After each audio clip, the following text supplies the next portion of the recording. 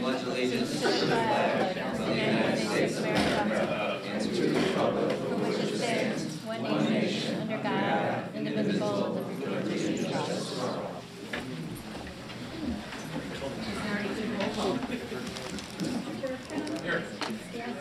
Here. Mr. Rusko? Here. Black here. Mr. Novak? Here. Ben Hart? Present. And Ms. Davis. Present. Student recognitions, Dr. Freitas. Good evening, honorable board members and Mr. Superintendent. We would like to congratulate Mayan Covarrubias for qualifying for the IHSA Class 2A Girls Golf State Meet for the third year in a row. At sectionals, Mayan finished with only 2 birdies over her final 4 holes for a 3 over par 73, earning her a spot in the state meet. At state, Mayan advanced to the second day and tied for 61st overall. Mayan is the top girls golfer in school history and has been a mentor for one of the strongest girls golf teams in program history. Congratulations to Maya Covarrubias.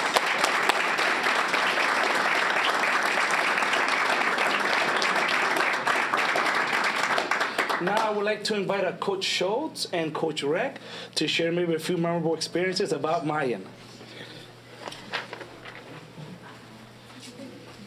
Hello, everybody. Thanks for having us. I think Dr. Freitas said it all. We have essentially not just the best female golfer in RB history, we have the best golfer. It doesn't, genders has nothing to do with it. 3-time state qualifier, 2-time second day qualifier, the conference champion overall.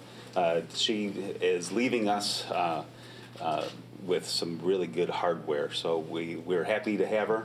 She's helped our program in immense ways. It's grown with her with her leadership. So we're just sad to lose her. Say the school again. You just don't. University of Missouri Is lucky to have a new golfer on their program for the next 4 years. Awesome.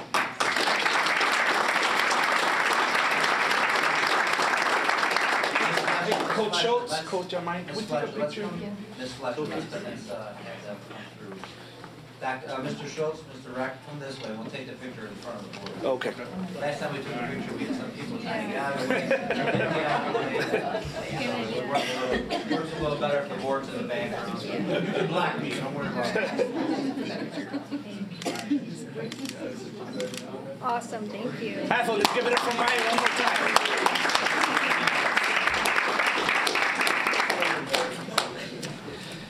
We would like to congratulate now Haley Vilcek for qualifying for the IHSA Girls Swing State Championship in the 200-yard freestyle and home 100-yard freestyle. Last season, Haley became the first top 6 girls all-state swimming in RBHS history when she finished 4th in the 200 free. This year, Haley finished 3rd in 200-yard freestyle and broke her own school record with a lifetime best of 1 minute 51.50.50 and 14th in the 100-yard freestyle with a lifetime best of 51.75. Congratulations to Haley Vilcek. Congratulations. Now I'd like to invite Coach Lorich for a few words. Coach? You stole my thunder. First off, I'd like to thank our athletic directors that have been filling in this year. Dan and Tom have been doing a great job, and can't thank them enough. Haley, this year, won sectionals again, broke a pool record at Hinsdale Central. She broke 3 other records, the 50 free, the 100 freestyle, and the 200 freestyle this year. So her total school records is just frost-off level and varsity level is 10. So she's a pretty special kid in the pool, out of the pool. Joy to have around, and she's got some pretty high goals for next year since we get 1 more year to take her to the state. Thank you.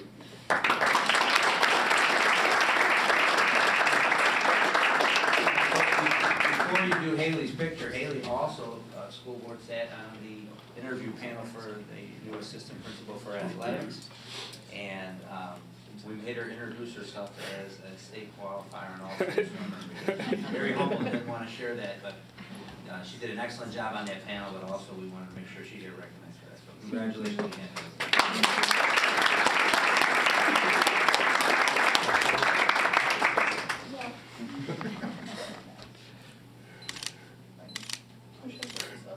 Oh yeah, hold it. Awesome, thank you.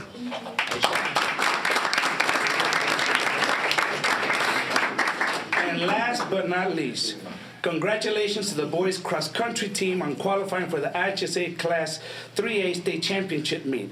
After winning the 2A State Championship in 2022, the boys cross country team took 6th at the Hinsdale Central Sectional this year, qualifying for the state meet. The team took 21st at the state meet. Senior Cooper Morris came in 19th place at the state meet and earned top 25 All-State honors, making him a 3-time All-State runner. Congratulations to the boys cross country team.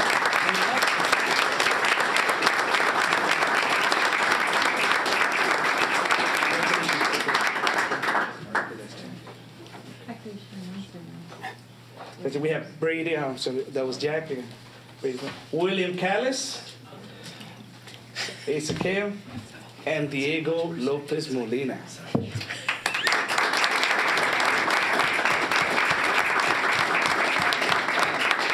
Do I get their coach up here? Yep, and now I'd like to introduce Coach, Assistant Coach, Coach Stringham. Come on up, Coach. Thank you guys for recognizing us. I'd also like to extend our thanks from Coach Brady, who unfortunately couldn't join us tonight. Just a really great group of kids this year. Ended up with 5 invitational wins, including a pretty significant win at Lockport, Locktoberfest. First time there for us, which was awesome. A great clean sweep at conference, 1 through 7 finish, all 7 guys, all conference, as well as a perfect score of 15, which regardless of the competition level is extremely difficult to do in this sport. As Dr. Freitas mentioned, great finishes at regional, sectional, and culminating in a 21st finish at state, with Cooper Mars being a 3-time All-Stater. So just a really great season, and thankfully for a majority of them, we got 1 more season with them in track and field, and Cooper a great season coming up in baseball. So thank you guys.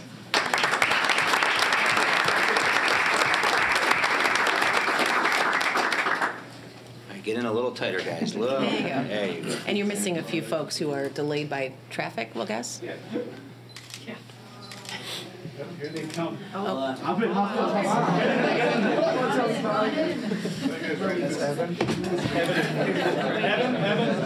What's up, Tom? Hayden. All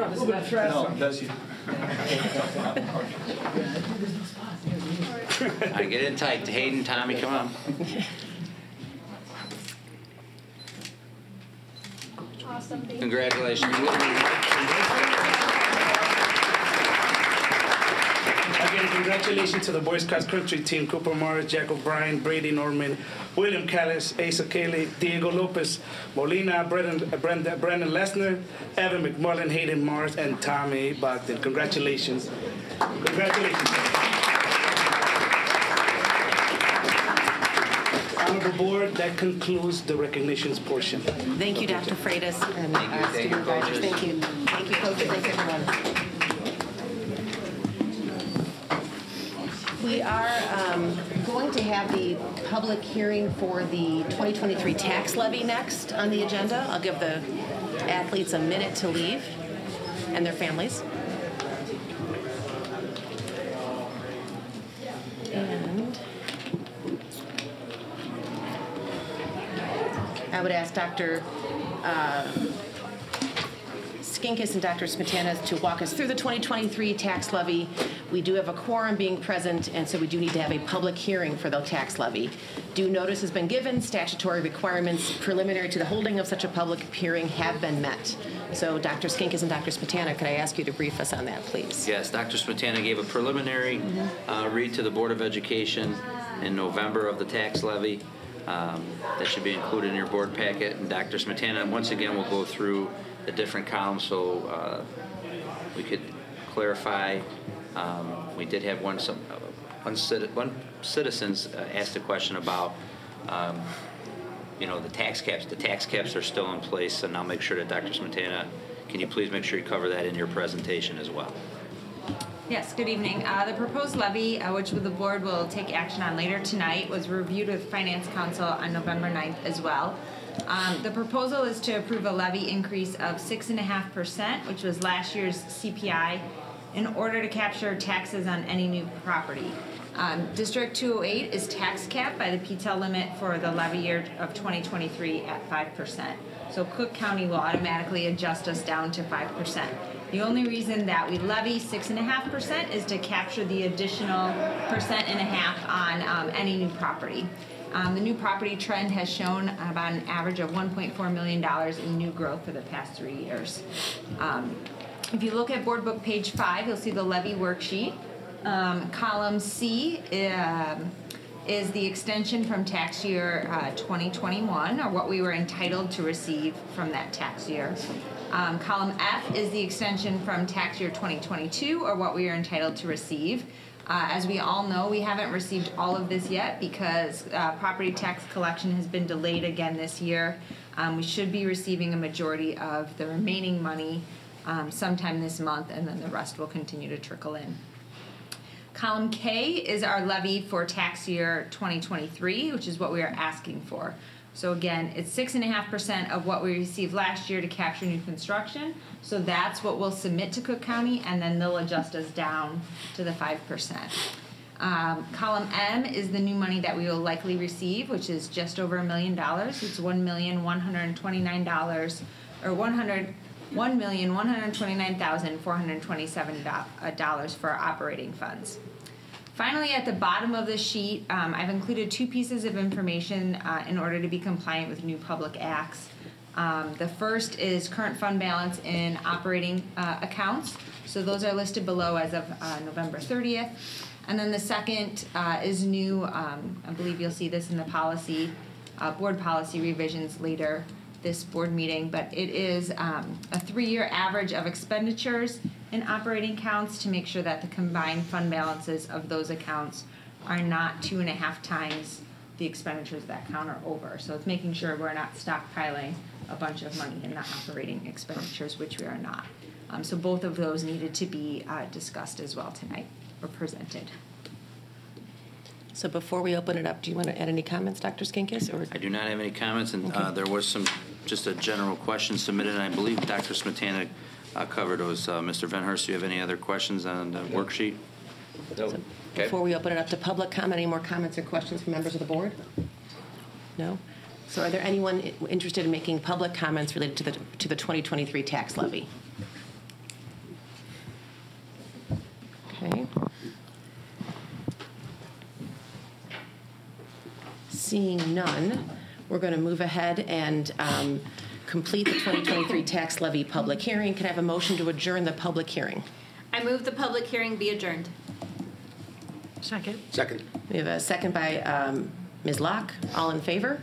Aye. Aye. Okay, now we can proceed with the regular order of business for tonight. I would ask for leave from the board to take a couple of items out of order, just in respect of our students' time. I don't think the Student Association is actually here tonight. I'm looking around. No, just checking. But we do have a brief presentation that involves students on dual credit, dual enrollment. Can we move to that?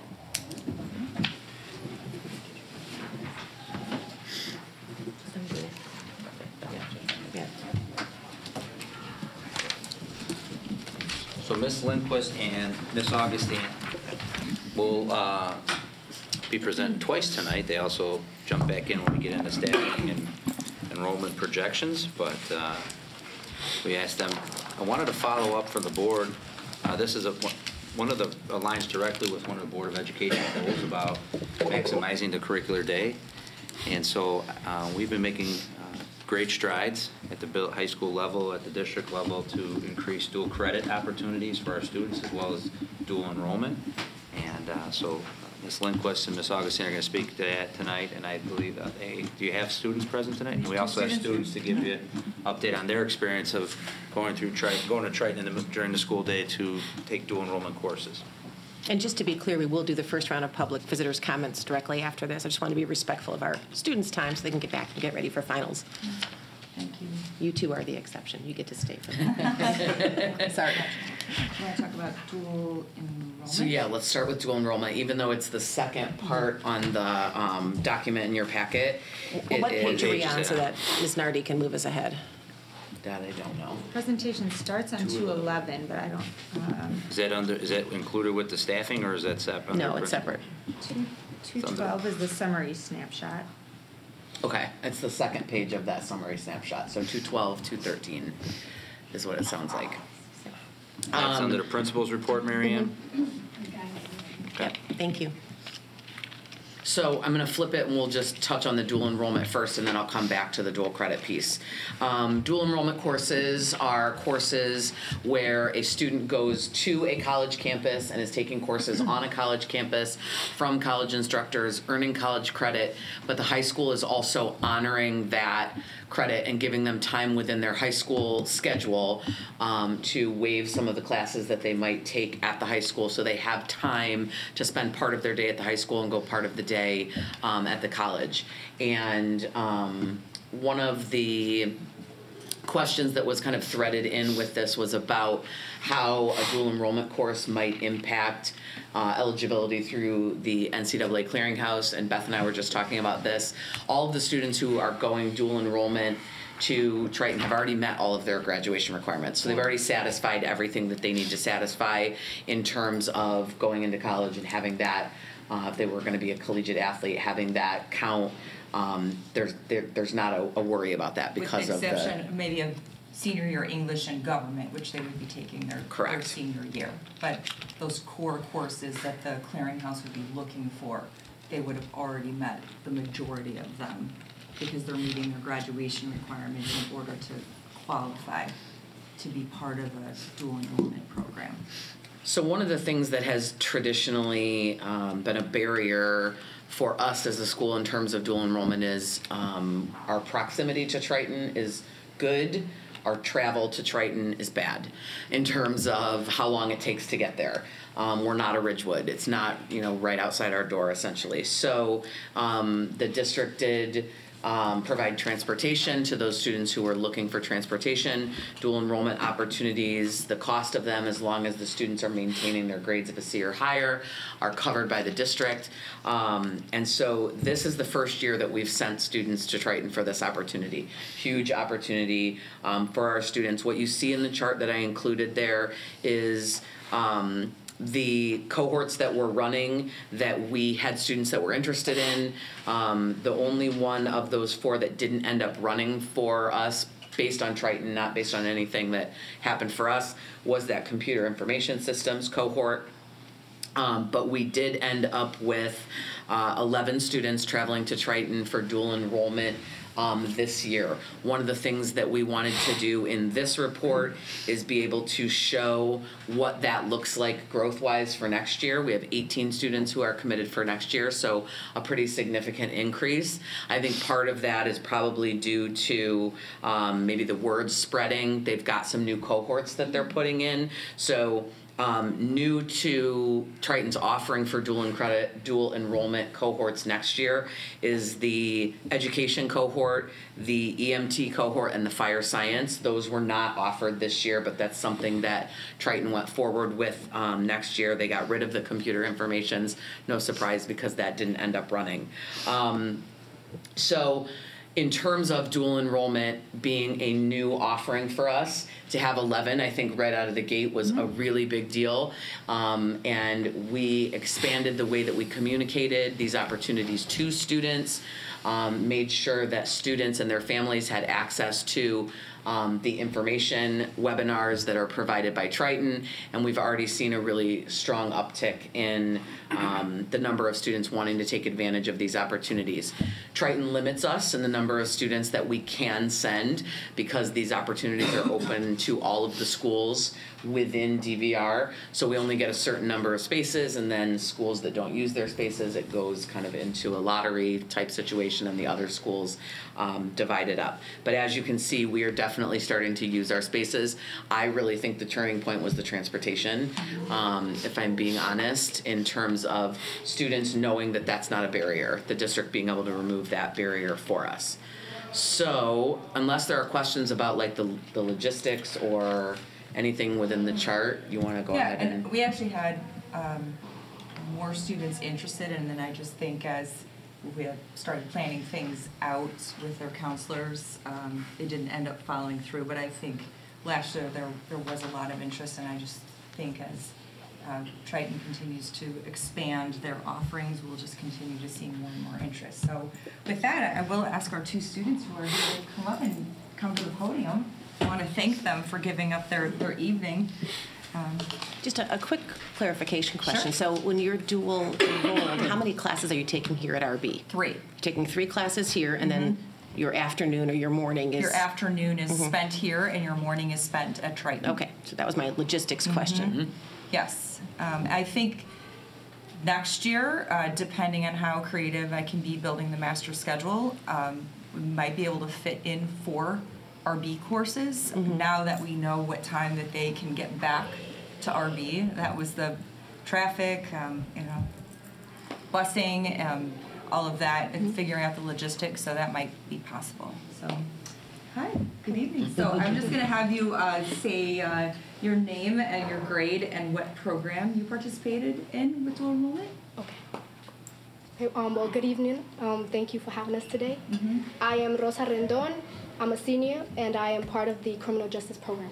And, well, something that I would like to share with you guys is that I really do like this program, right? I feel like it's very, very beneficial. It brings opportunities to us. I've always been interested in this field, but I've never really considered it an option or like a, to pursue it as a future career. And just having this opportunity kind of opened the door to just provide information, and any basic questions I had been answered for me. And also I do strongly believe that it holds a lot of benefits. And that also is an incredible opportunity where we build credit and many other things, but we also, it kind of builds character. As a senior, it's always all fun and games until it's senior, right? It's always the question of, okay, what am I going to do next? I don't know what's going to be my next move. And just having this opportunity and being surrounded by individuals who hold the same interest as me is incredible. Like, I feel like I've grown as a person. I'm more responsible, and I'm capable of, and I see myself in the criminal justice field. And thanks to this program and this opportunity, I've grown as a person and set goals for myself. Thank you. That's wonderful. Thank you. Thank you. Okay. You want to go ahead and tell your... Hi, I'm Elizabeth Buchenko. I also do the criminal justice program, and I also really love this program because not only do I get college credit for it, but it also allowed me to further explore the field of criminal justice, which has always been something I've wanted to pursue career-wise. And I've also gotten the opportunity to be taught from people who have grand, how do I word this? They have grand experience in the field, with Dr. Mullaney, who has been a lawyer and a probation officer, and then decided to share her experiences with us. And then Mr. Katina, who has been a police officer for 20 or more years. And I believe that this has allowed me to see what criminal justice is like from a person who has seen it firsthand. And normally, like, when you hear about criminal justice, you don't really think about you think about more like the law and the police from the media, and not really of people who have actually lived it. And I believe that has been a very eye-opening experience to see whether or not this is something I wanted to pursue, and whether or not this continues to be a passion of mine. Do you both feel like you're going to keep on this path? Is this like... for sure. Yeah. Yeah. You're going to keep going. That's awesome. And do you guys use the transportation provided by the school, or do you use your own transportation? Well, I use the bus, but I drive to school because I have to drive my sister to school. Okay. So. And that hasn't been an obstacle for you? No, it has not. Okay. Have you heard anything from your classmates that are either in it or that are juniors that are considering it for next year, or things that we could be doing different, or things the board and I can support you on, students like yourselves on, to make the experience more achievable? I believe both schools have been really supportive on everything. Like, the teachers here and the teachers at Triton have been incredibly supportive on transportation, on education, and understanding of how much work we have to put in for each of the schools. I believe everything has been well crafted and well done so far. Okay. Any questions? So, having this opportunity, did it make your senior year kind of come alive for you then, or? It kind of did. In some extent, I lost like the spark of learning, right? And just having a specific field and learning something new is really cool. I feel like it did bring the spark back. Nice. Good. Next semester, are you doing a more traditional day here, or? No, next semester I am in the dual enrollment program. Oh, okay. Okay, so it does go for the year. Criminal justice. Yeah, is criminal a- justice. is an Criminal justice opportunity is- that you Okay, continue. I didn't realize that. Thank you. Certain programs are one semester and others they can continue for a second semester. Okay. It depends on the program. Great. So how many hours will you both have earned? I believe in total for the entire year we earned 6 credits. Great. Nice. That's great. You're a step ahead of any other freshman that steps on campus next year if they decide to go to Triton or into criminal justice somewhere else. Yeah. I also believe that this is like, not only do you get college credit, but you also get like the college feel, which you don't get from being in high school. You have to kind of take accountability for your own homework, for your own work. You don't have somebody constantly reminding you to do your work or turning things in. It's either it's late and you don't get any credit for it, or you do it on time. That's good. I think a lot of students here would have to Do either of you have plans then for next year that involve criminal justice, or what's the? Am I asking too soon in the year? I would like to be a lawyer. That's my goal. Next year, I plan on majoring in psychology or sociology. Not really much criminal justice, but in the long run, it is something I am. I find the police officer field very interesting. I'm still not quite sure if I want to, pursue it, but it's really cool looking into it. Okay. Thank you. Well, thank you for joining us tonight. Thank you.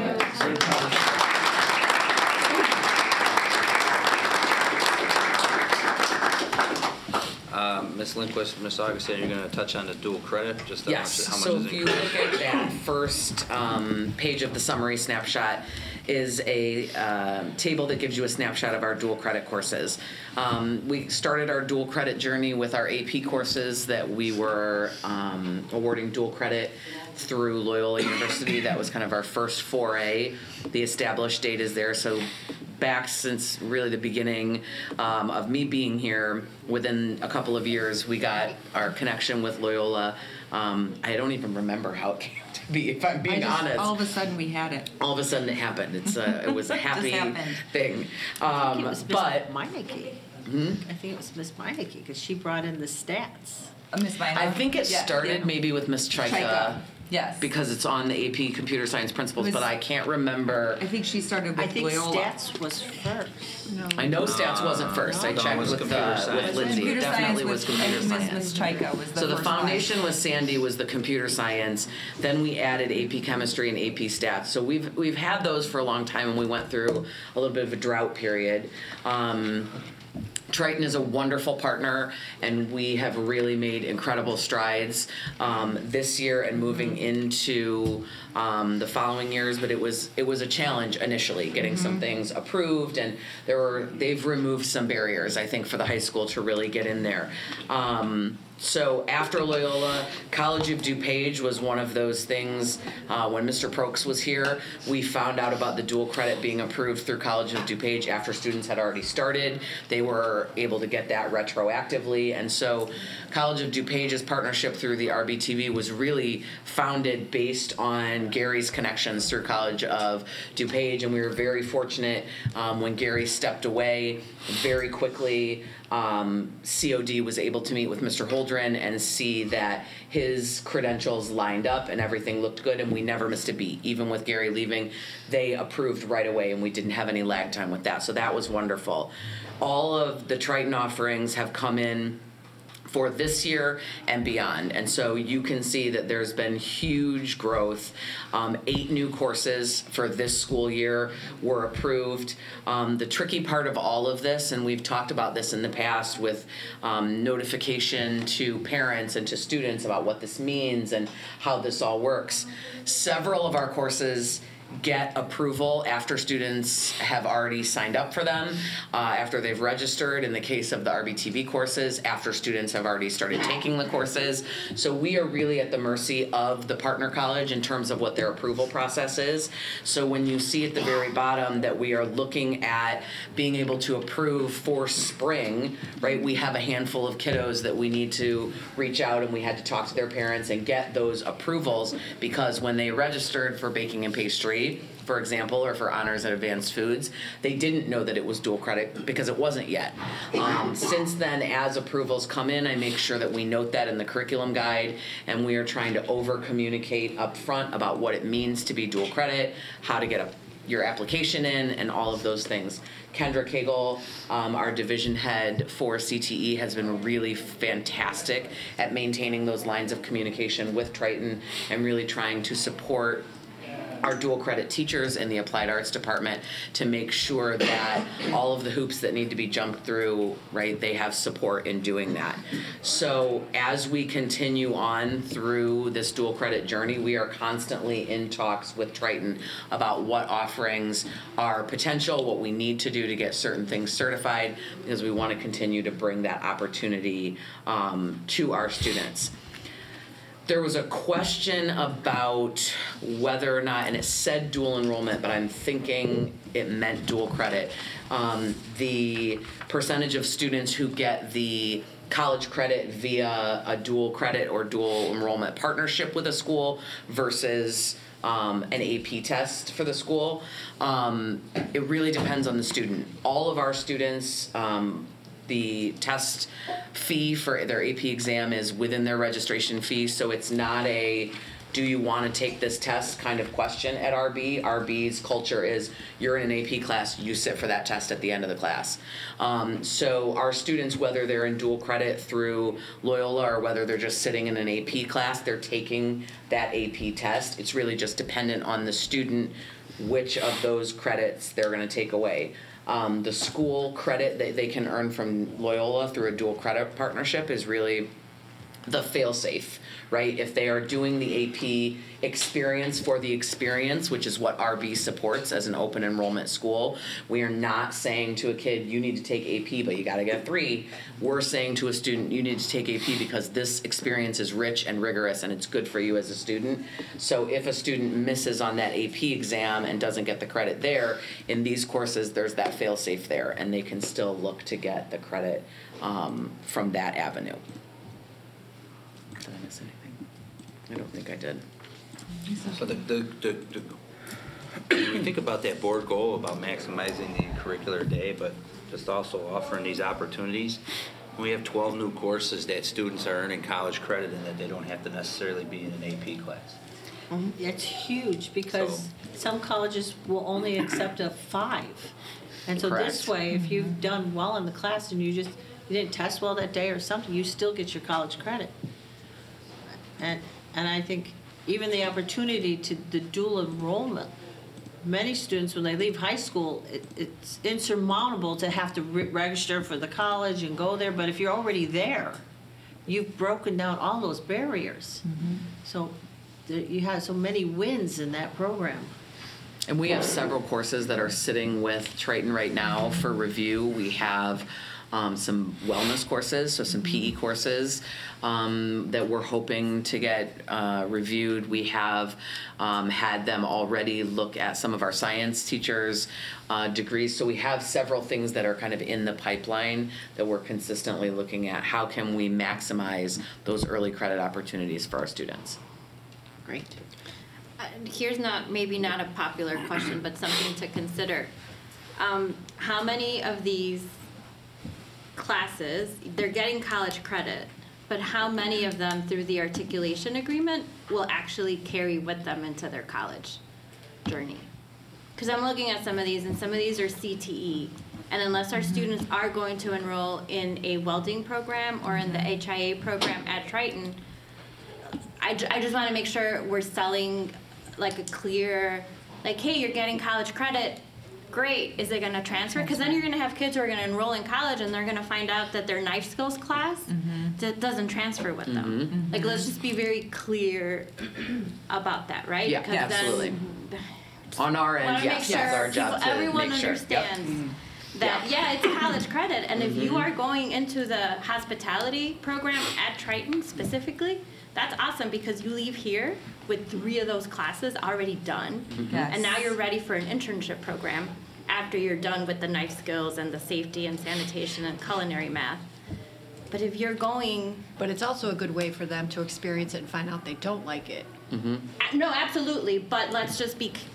Let's be careful. Right. with the- absolutely. how we The tell understanding story. that if you're enrolling at Illinois State, that you're not bringing You're not gonna with carry you, them with you. these 2 or 3 classes that you took Just in the so that applied there's no arts department. surprises. That's Like, one of the- absolutely, these 3 classes in the foods program, they could go get a job. This And is that's all part job, of right? part of the dual credit with some of these is about these particular courses leading to a certification, leading to something that can help them be more employable. Some of the verbiage in both the curriculum guide and when Kendra meets with students address those kind of granular things about, just to make sure. you know, we make sure that we let students know it really is ultimately on a student to understand the requirements of a school that they want to go to and understand what credits might be transferable. But Kendra helps us fill those gaps, and our teachers as well, about the reality of what you're able to take with you. Absolutely. I think that's Yeah, kind of and where I it- was heading on the AP versus enrollment question, right? Got it. Oh, yes. Right, because I think there's a lot more schools that will take maybe the AP credit Yes. than perhaps the enrollment credit. Yes, and I think that's where the advisement with the counselor, I was talking to Mike about that, like an engineering student. Does it make more sense to take, depending on what your path is after high school, to take AP courses your senior year, or to consider the dual enrollment program at Triton? Right, like that's where you have to really look at what a Well, and it student- depends what you're going into. So if you're Correct. taking the dual enrollment general ed, if you're taking the trigonometry and you're getting dual enrollment, that would apply for most bachelor degrees.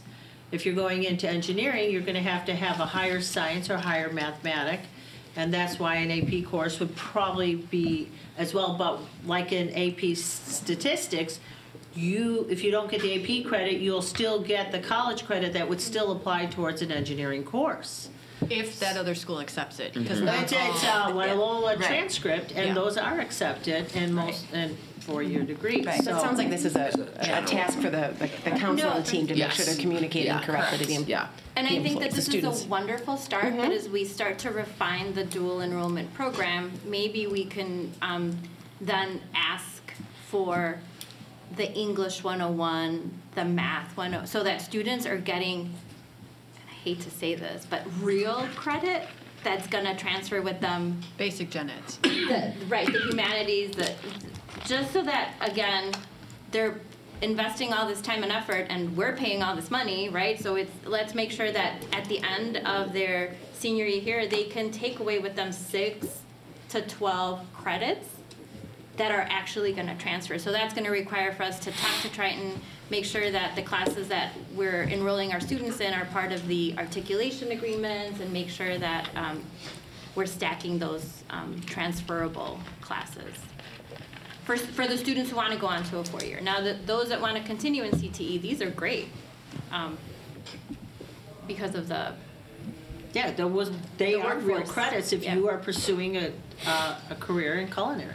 Do we know how many of our students go to a 2-year versus a 4-year? I think I asked that a few Yes, we months ago.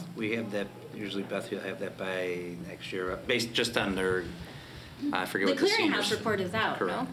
Yeah, it's on our school report card, but yes, the clearinghouse is out. For seniors from last year. Correct. Yeah, that would be interesting to look at too. I'll get it for you. Thank you. Actually, it's available on their website, right? Okay. Any more questions, comments? No? Okay. Thank you very both. much. Thank you. See you in a little bit. Okay. Do we have any visitor comments at this point in the meeting? We do have a second opportunity at the end of the meeting for visitor comments, but is anyone coming to speak now? Just want to make sure I'm not moving past.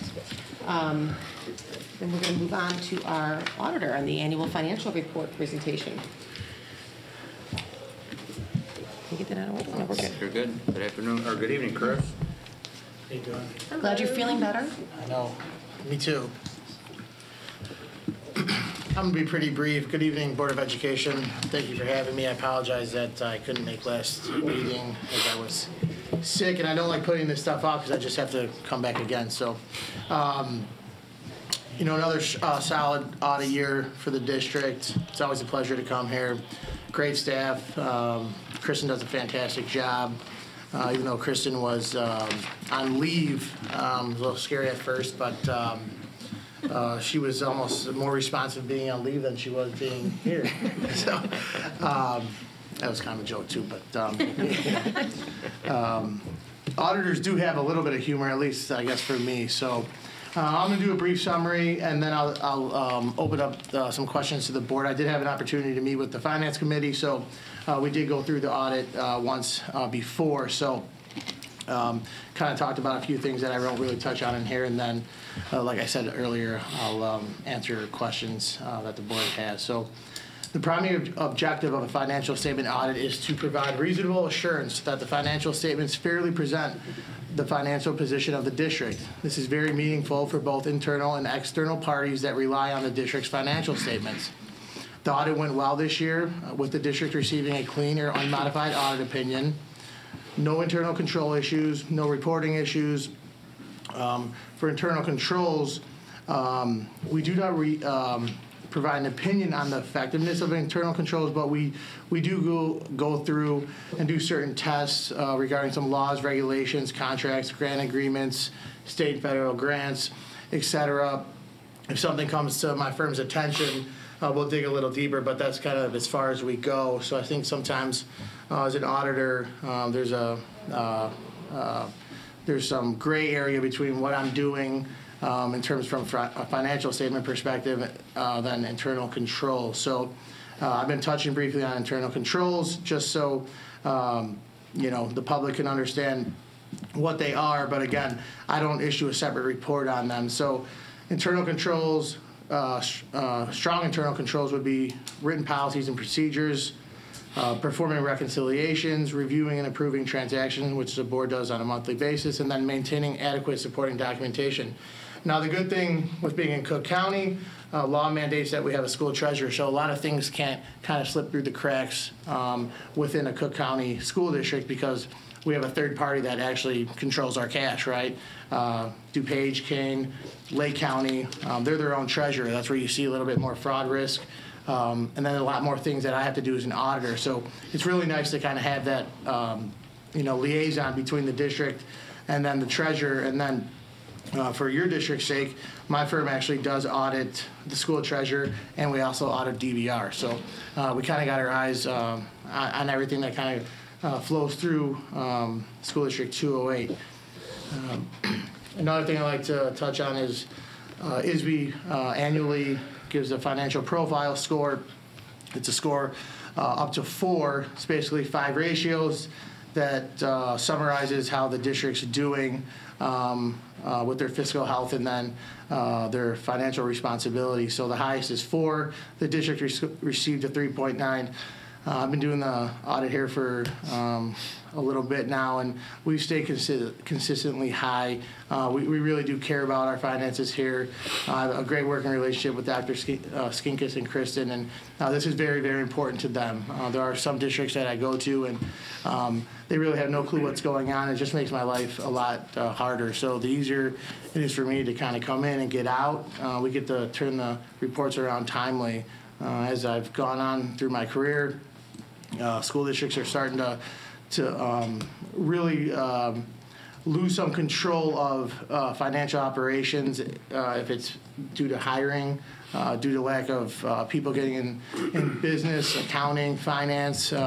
It's kind of been seen across the board. So it's kind of scary in that aspect, but you know, with the state law mandating a financial statement audit, it kind of puts some pressure on the district too to get their stuff in order, because if you don't get a clean opinion, that starts freezing grants and freezing other items that the district relies on annually. So I commend the district and the board and the business department for continually working hard and making sure that these reports are done correctly and submitted on time. One other thing I want to touch briefly on is the financial statements that are available to the board and presented to the public during the school year on a cash basis. This provides a consistent historical perspective on budgeting, as well as helps monitor monthly cash flow requirements and determining availability of funds for monthly expenditures.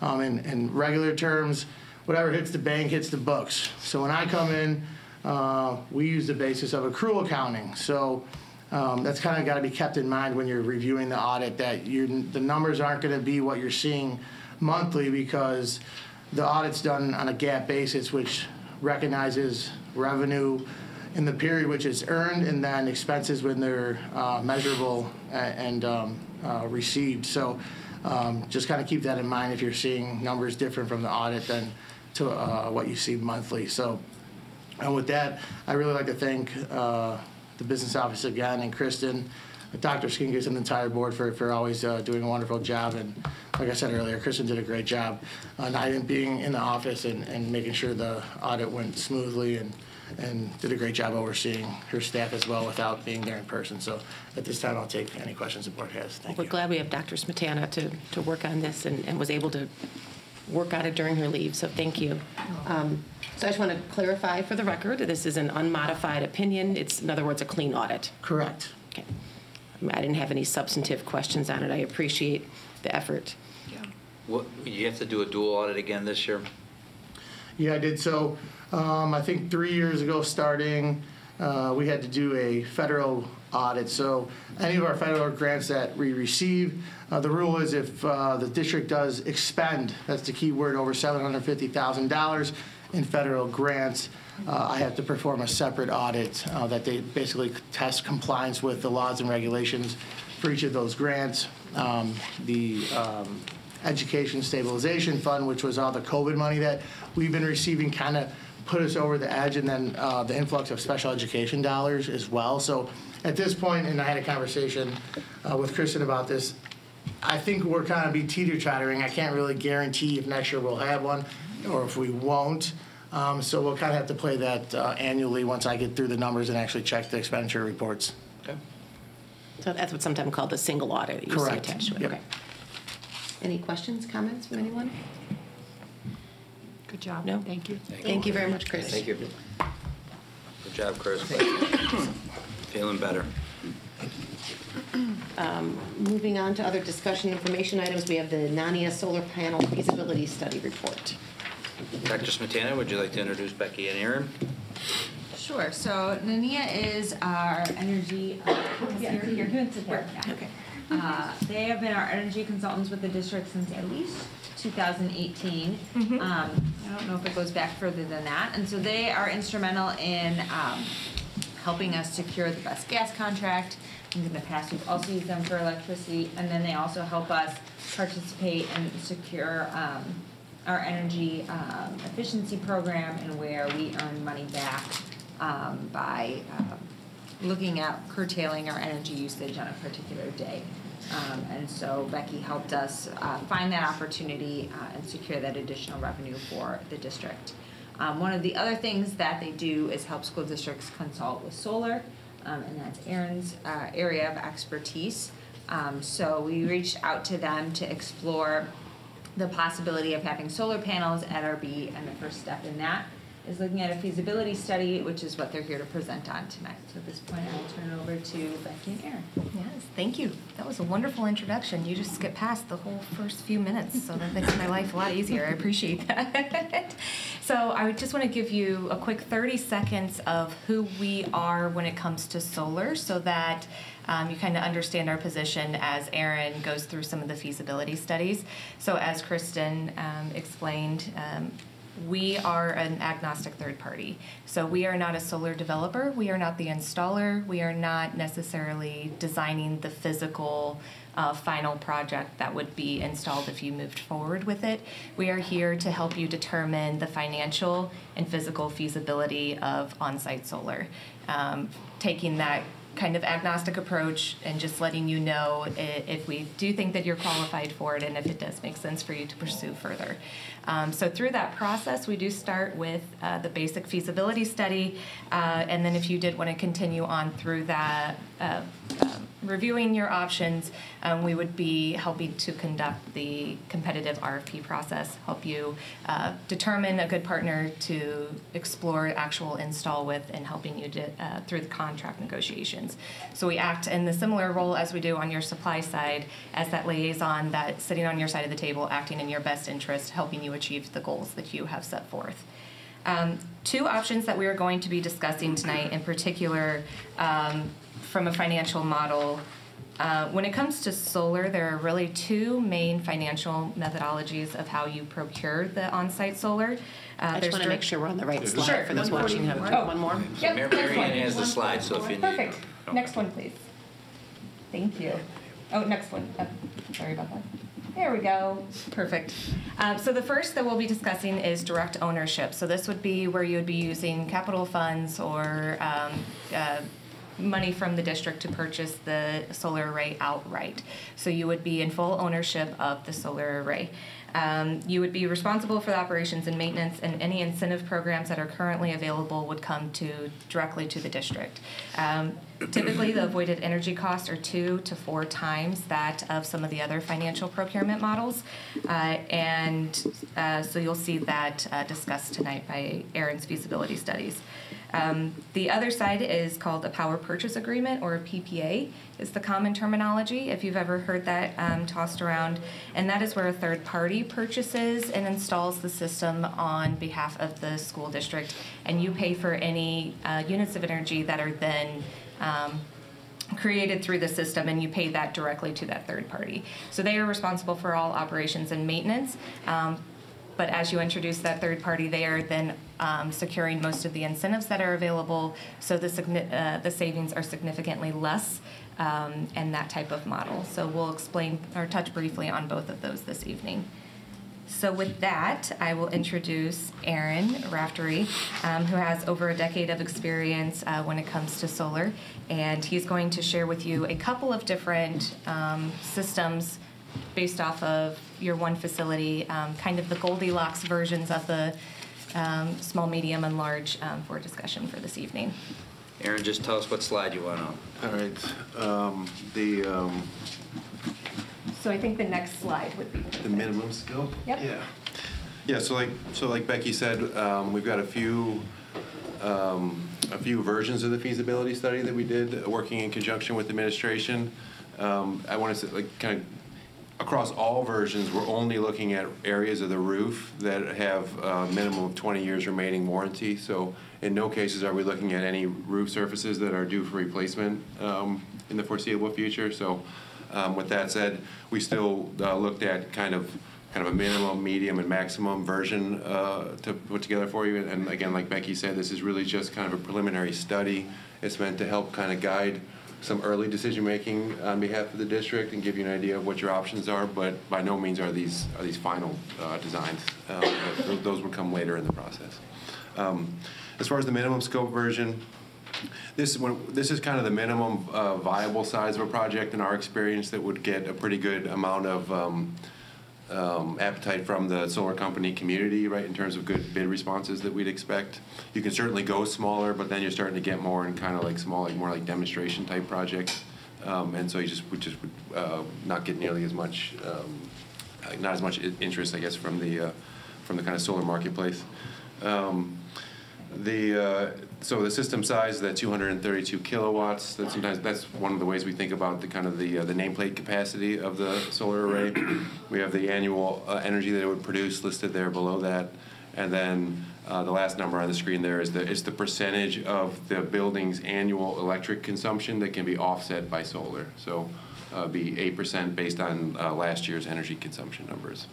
And I know 8% is a relatively small number, but kind of one thing I typically say, especially when we're talking with high school customers, is a small number, a small percentage of a large number is still, a pretty good sized number. So we do think that this minimum scope version is still worth doing in our experience, but it's on the smaller end of your options. If we go on to the next slide, please. This is the version that Becky referred to as kind of the Goldilocks version, perhaps. I think there's been, in conversations with administration and the committee presentation, I think this is, there's some interest in this option in particular. This would be a little over double the size of that minimum scope version, and in terms of the annual production, in this case, you'd be offsetting a little less than 20% of the building's energy consumption. And then if we go on to the last feasibility study design that's included in tonight's presentation, this is what we're calling the maximum scope version, and so this is basically all of the roof surfaces that have that 20 years remaining warranty. At least we'd be targeting to deploy solar on. So all the areas that don't have solar shown. I'm sorry, the blue rectangles represent solar panels in these images. So all of the roof surfaces that don't have solar, that's because they are due for a replacement within that 20-year period, or they're due for their warranty to be up within that 20-year period.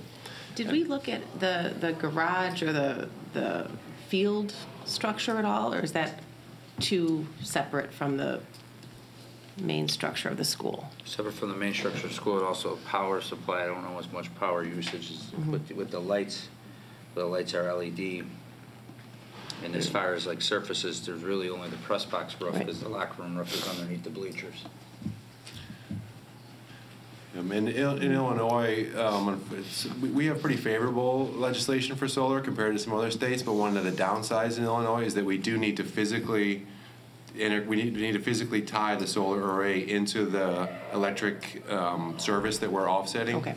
In other states, that's not the case. You could do that like virtually on the back end, but in this case, we actually need to physically tie directly into that service. And so, if we were to do some like an off building like that, it would be kind of standalone. It wouldn't be offsetting the energy production of the high school itself. But it's certainly something that we can look into if there's interest there. But because of the fact that we wouldn't be able to physically tie it into the high school building. No, that makes sense. I just was, as I was looking at the picture and I saw it tucked off in the corner, I thought I'd ask. Sure.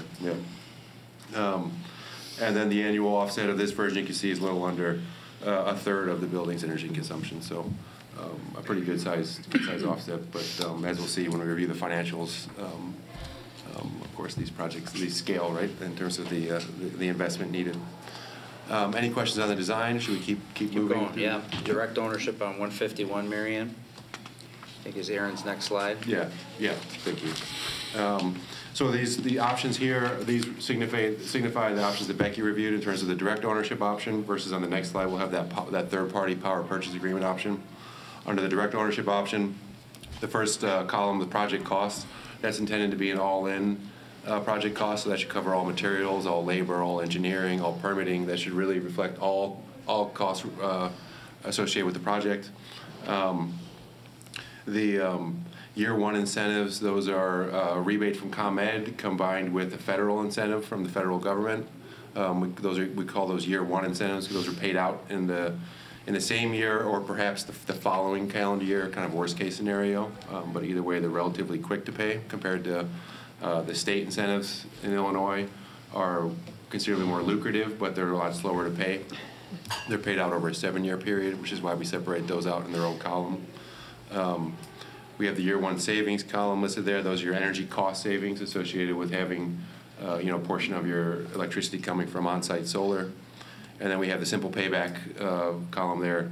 You see in all cases we're kind of around 6 years, maybe slightly over in the minimum scope version, and then a little bit less in the other two versions. So, Aaron, can you explain that medium scope again? So if we go left to right, project cost, let's say I like to use whole numbers.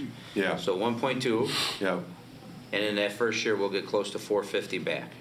That's correct. So really, we should be only going out of pocket for 750. In that year's financial. Yeah. Right? Yep. I mean, it's cost after year one incentive, so I'm assuming the 1.2 minus the 450 is the 749,611, correct? Yes. Okay. And one thing that I just want to clarify is that you would be responsible for the 1.2 out of pocket, and then the two incentive programs operate as either one is it's technically a tax credit, but since you have no tax liability, it's a check from the federal treasury, and the other is in the form of a rebate. So you have kind of like at Menards, you have to buy the thing, submit the receipt, and then get the money back after.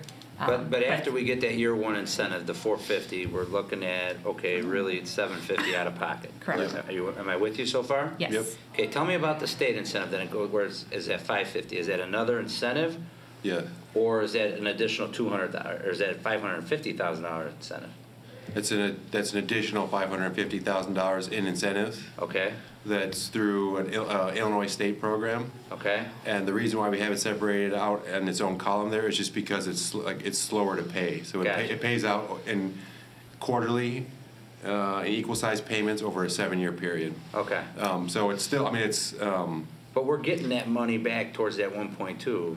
Absolutely. So that's why you have. I'm assuming that's why you have the simple payback is within 5.5 years. Yeah, without the state incentives, your payback would be essentially double. So the year one savings, that's actually your year one expenditure. When you take the 1.2 minus the 449 minus the 550, you're down to 54. No, no, that's just unfortunate. The fact that it's close to the two numbers are close to the same. Okay. Yeah, the 54 on this slide actually signifies the energy, the cost savings you'll see so it's almost in like your a operating separate costs. column. Yeah. It's electricity that you won't be procuring through your third-party supply agreement. So it's avoided cost of kilowatt hours you do not have to purchase from the grid. Okay, so really it's the 749 and the state incentives that are dragged over 7 years. If you go back to the 1.2, you've made up your 1.2 in about at the end of 7 years. And less than that. They actually have it at 5.6. 5.6. Yeah. So I guess two questions. The state and the federal incentive programs, how solid are they? Are they funded into perpetuity? Yeah. Is this guaranteed money, or is this a bit of a gamble? Yeah, that's a good question. The programs as they stand today are based on legislation that called for a 10-year horizon. The federal program started this year, so there should still be 9 remaining years in that program. Okay. And the state program was 10 years as well, starting last year. So there should still be, good 8 years there, and that's relatively new. Before that, excuse me, there was a bit of a roller coaster when it comes to the incentives, and so we didn't really have that certainty. Whereas that's that gives us some amount of assurance. And then my other question, and I'm sorry, I'm kind of jumped in here, and I'm sure other people have questions too, but. Maintenance is not covered here, so what's the estimated maintenance cost on an annual basis, and how does that impact the bottom line? Yeah, that's another good question. The reason we don't include that because, to be honest, that's somewhat customer specific, kind of what appetite you have to do in-house versus contract that out, kind of what's your risk appetite. And generally speaking, for a roof mount solar array, there's very little to no maintenance, that's like preventative maintenance that's required. They tend to be more kind of a set it and forget it type of system. So once that, we would help typically with contract negotiations with the winning company, and we typically have some good language in there kind of in the first year to make sure that system is installed, commissioned properly, and really up and running. Assuming that's the case, right, then there really should be minimum maintenance. With that said, if you were to kind of go full-blown and contract it out to a third party, a rule of thumb I use is $10 per kilowatt. And so the medium scope version is so that'd be about $5,000 a year. This medium scope version is 500 kilowatts, right? So it'd be about $5,000 a year.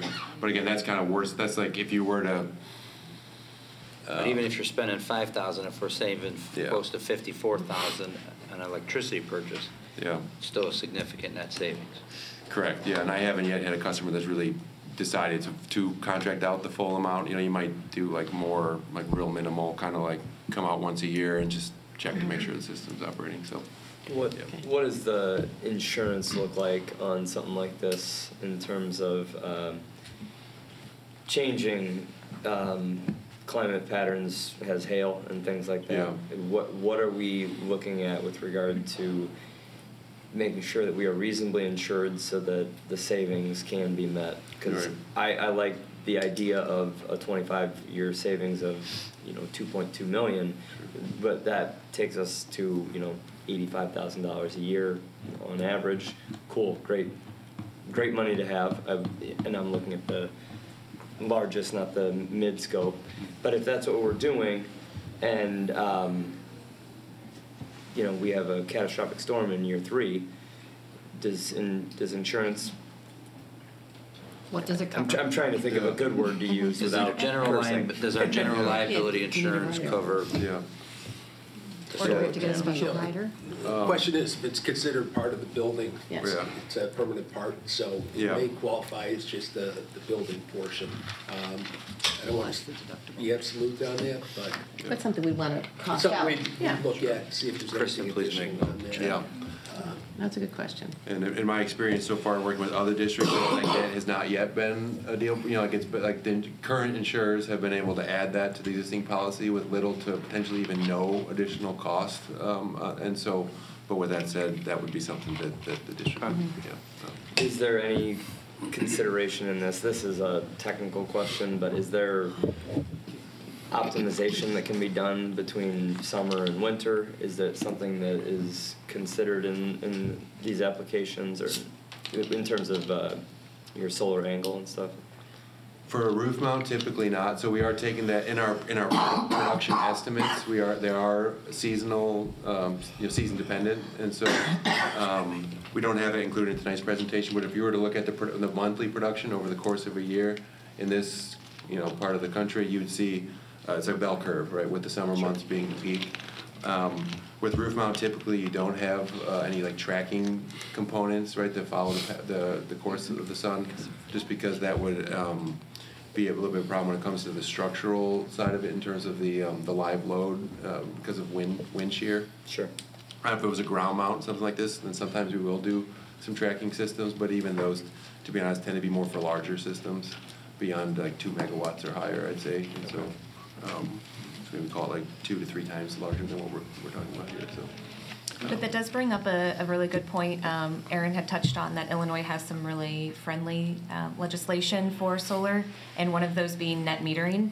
And the way that I explain it so that I understand it is that it's a piggy bank for your solar. So you being a school district, you're going to likely overproduce in the summertime, right? And what happens to those extra kilowatt hours that you were generating that you're not necessarily using?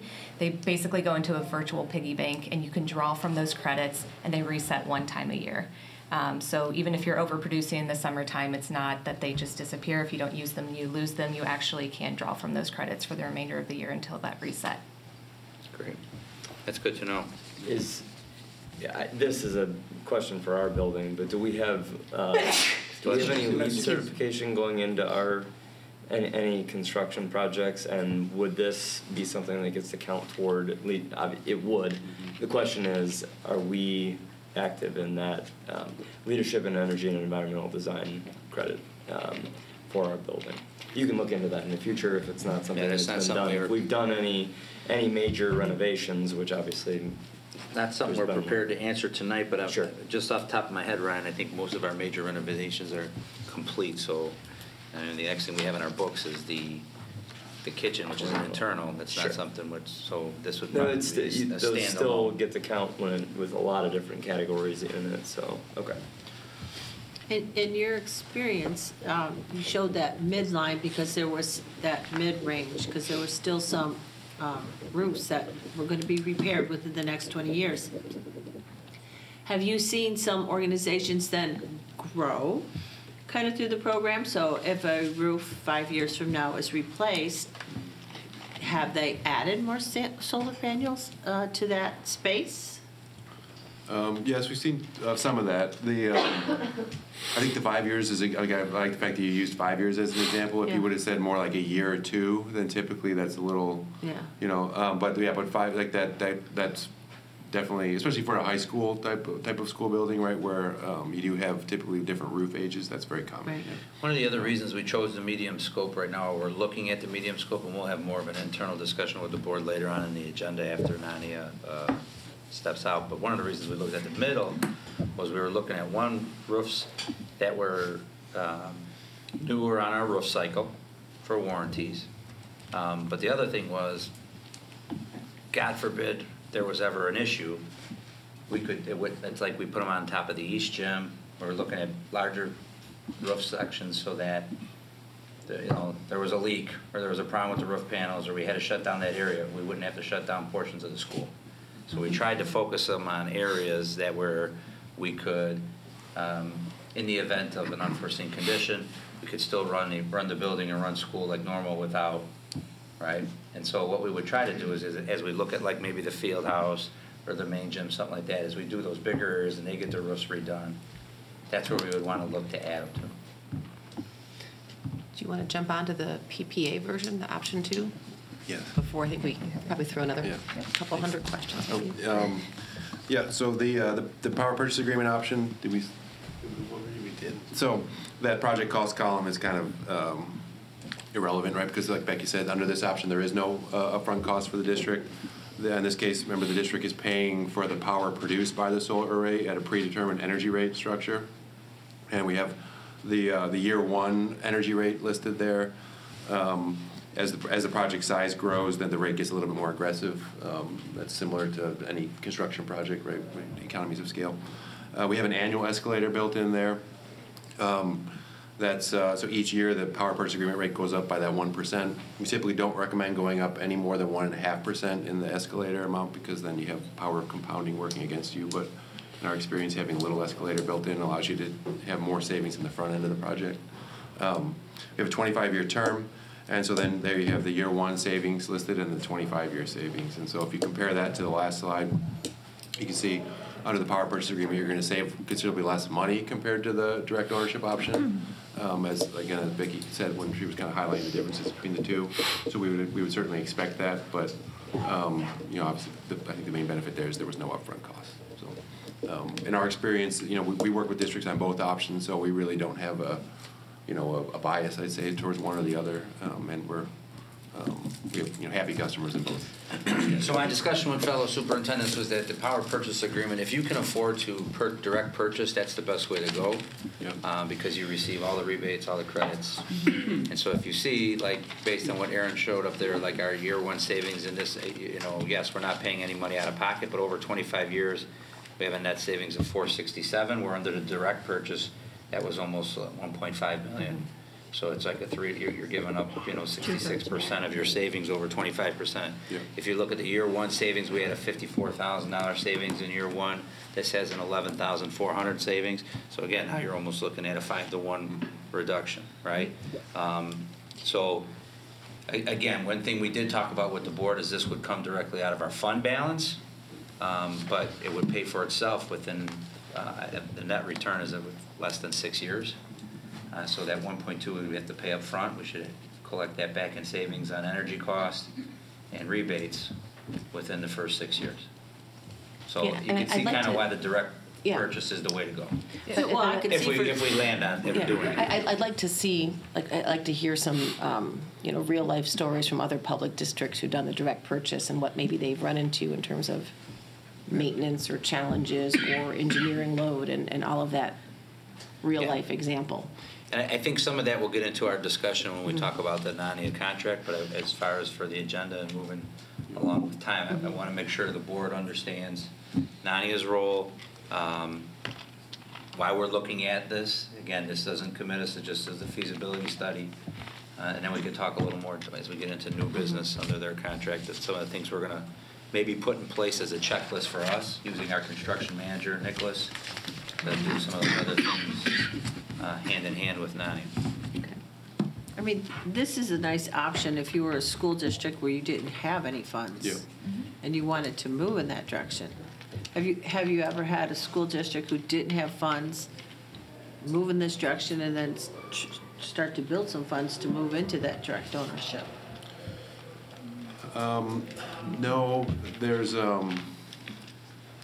some another case where it's a third-party ownership option that's typically owned by a private entity. In that case, the federal incentive comes in the form of a tax credit for them. It's not a direct payment like it would be for you, and so there's some clawback provisions there that prevents that entity from selling the array. So that's kind of a nuanced answer, but that's a large part of the reason why they don't buy. So it does tend to be more kind of one or the other. There are some early buyout provisions in the contract that we'd help negotiate, but it's very rarely exercised. I see. So pretty much when you pick one or the other, that's where you're going to be then. So it's kind of 25 important years. To have your ducks in a row then, right? Yes. Well, I'd say so. option 2, the power purchase agreement, the other thing to talk about is, obviously you don't pay out of cost and the savings are less, but you're also having a company come in and they own the solar panels and they're placing them on your roof. So Yeah. you're having a third party come in and they're owning the system. And so in some ways you have a contract with them, but in some ways you're at the mercy of them because they're owning the system and they're responsible for maintaining it. So that gets a little tricky as well. How many schools are, and you may not even know this, but how many schools are taking advantage of these programs? In Illinois, Yeah. I think there's probably around like 15, I would say, ish, Okay. maybe between 15 and 20. I think that list that I sent to you, Kristen, was kind of always trying to keep Okay. tabs on it, right? But Yeah. I'd say around that order of magnitude. Yeah. Okay, so still pretty new. It's relatively new, yeah. Right, okay. Yeah, prior to, as Erin mentioned, that direct pay option, the federal tax credit, is 30% of the project cost. Prior to this year, private entities were really the only ones that were able to secure that. Okay. And so that's why schools now, it's very advantageous for you to have this discussion prior to that legislation passing and providing that option for you. Your only option was a PPA. And as you can see, the savings sometimes don't merit, the juice isn't worth the squeeze, right? And so it is a relatively new program because of that 30% check that you can get from the federal treasury. So are you seeing an increase in demand Direct for pay. your work? Yes. And I'm wondering how that impacts the overall supply chain if we decide to move forward, and what the timing impacts would be then as well. Yeah, that's a good question. I mean, schools in general are a relatively small portion of the overall solar market, I would say. But I mean, the solar market is certainly growing year over year. So it's a fair question. Any other questions for Nadia? I think we will talk to Kat. No, I think it's important that we have this discussion, and as a board, it's important that we balance the financial risks, but also the message that we're sending in terms of what this means for our investment in our children's future. So, Erin, Becky, thank you very much. Thank you. Would you like us to stick around for the contract discussion later on, or? I think we'll follow up with it. We'll be, Fantastic. we're going to go through a lot of the stuff we talked about on our Zoom call. So Okay, great. regarding the construction. Thank you for the opportunity. Thank you. thank you very much. Thank you. Moving on, in the interest of time, we have both the district goals update. I don't think there's anything new for this evening's discussion unless a board member has something they want to bring up. And then the FOIA requests were fairly standard. Were there any questions on those, Dr. Spinkus? No, FOIAs were two FOIAs, one from Smart Procure, which we always receive every kind of like quarterly, and then another one from Illinois State Volunteered for Change, the AIR Foundation, and we did not have information for that. Okay. Were there any items from Board of Education members that you'd like to add for discussion? Look, seeing none, we can move on. There's no president's report. We're on to your report, Dr. Spinkus. All right, so before I start my report, if the building admin, maybe Ms. Lindquist or Ms. Augustine, want to get a hold of Mr. Jones, when we get to Dr. Freitas' report, he can go first, because I think the staffing report will take a little more when we do staffing and enrollment projections, just so we have a few minutes while I cover my stuff and Dr. Smetana covers his. I know we're covering a basketball game as well, so. Okay. So, the cafeteria and library HVAC commissioning is still in progress. The contractor is working through some minor issues between the unit and the controls. The unit is operational while the issues are being corrected. Again, this project was supposed to be wrapped up by August, early September, and so the fact that we're still dealing with some issues, it definitely plays into what the board has discussed about using our construction manager on all future projects, just to help us wrap up some of these loose ends. Assistant principal of athletics, we conducted the second round of interviews.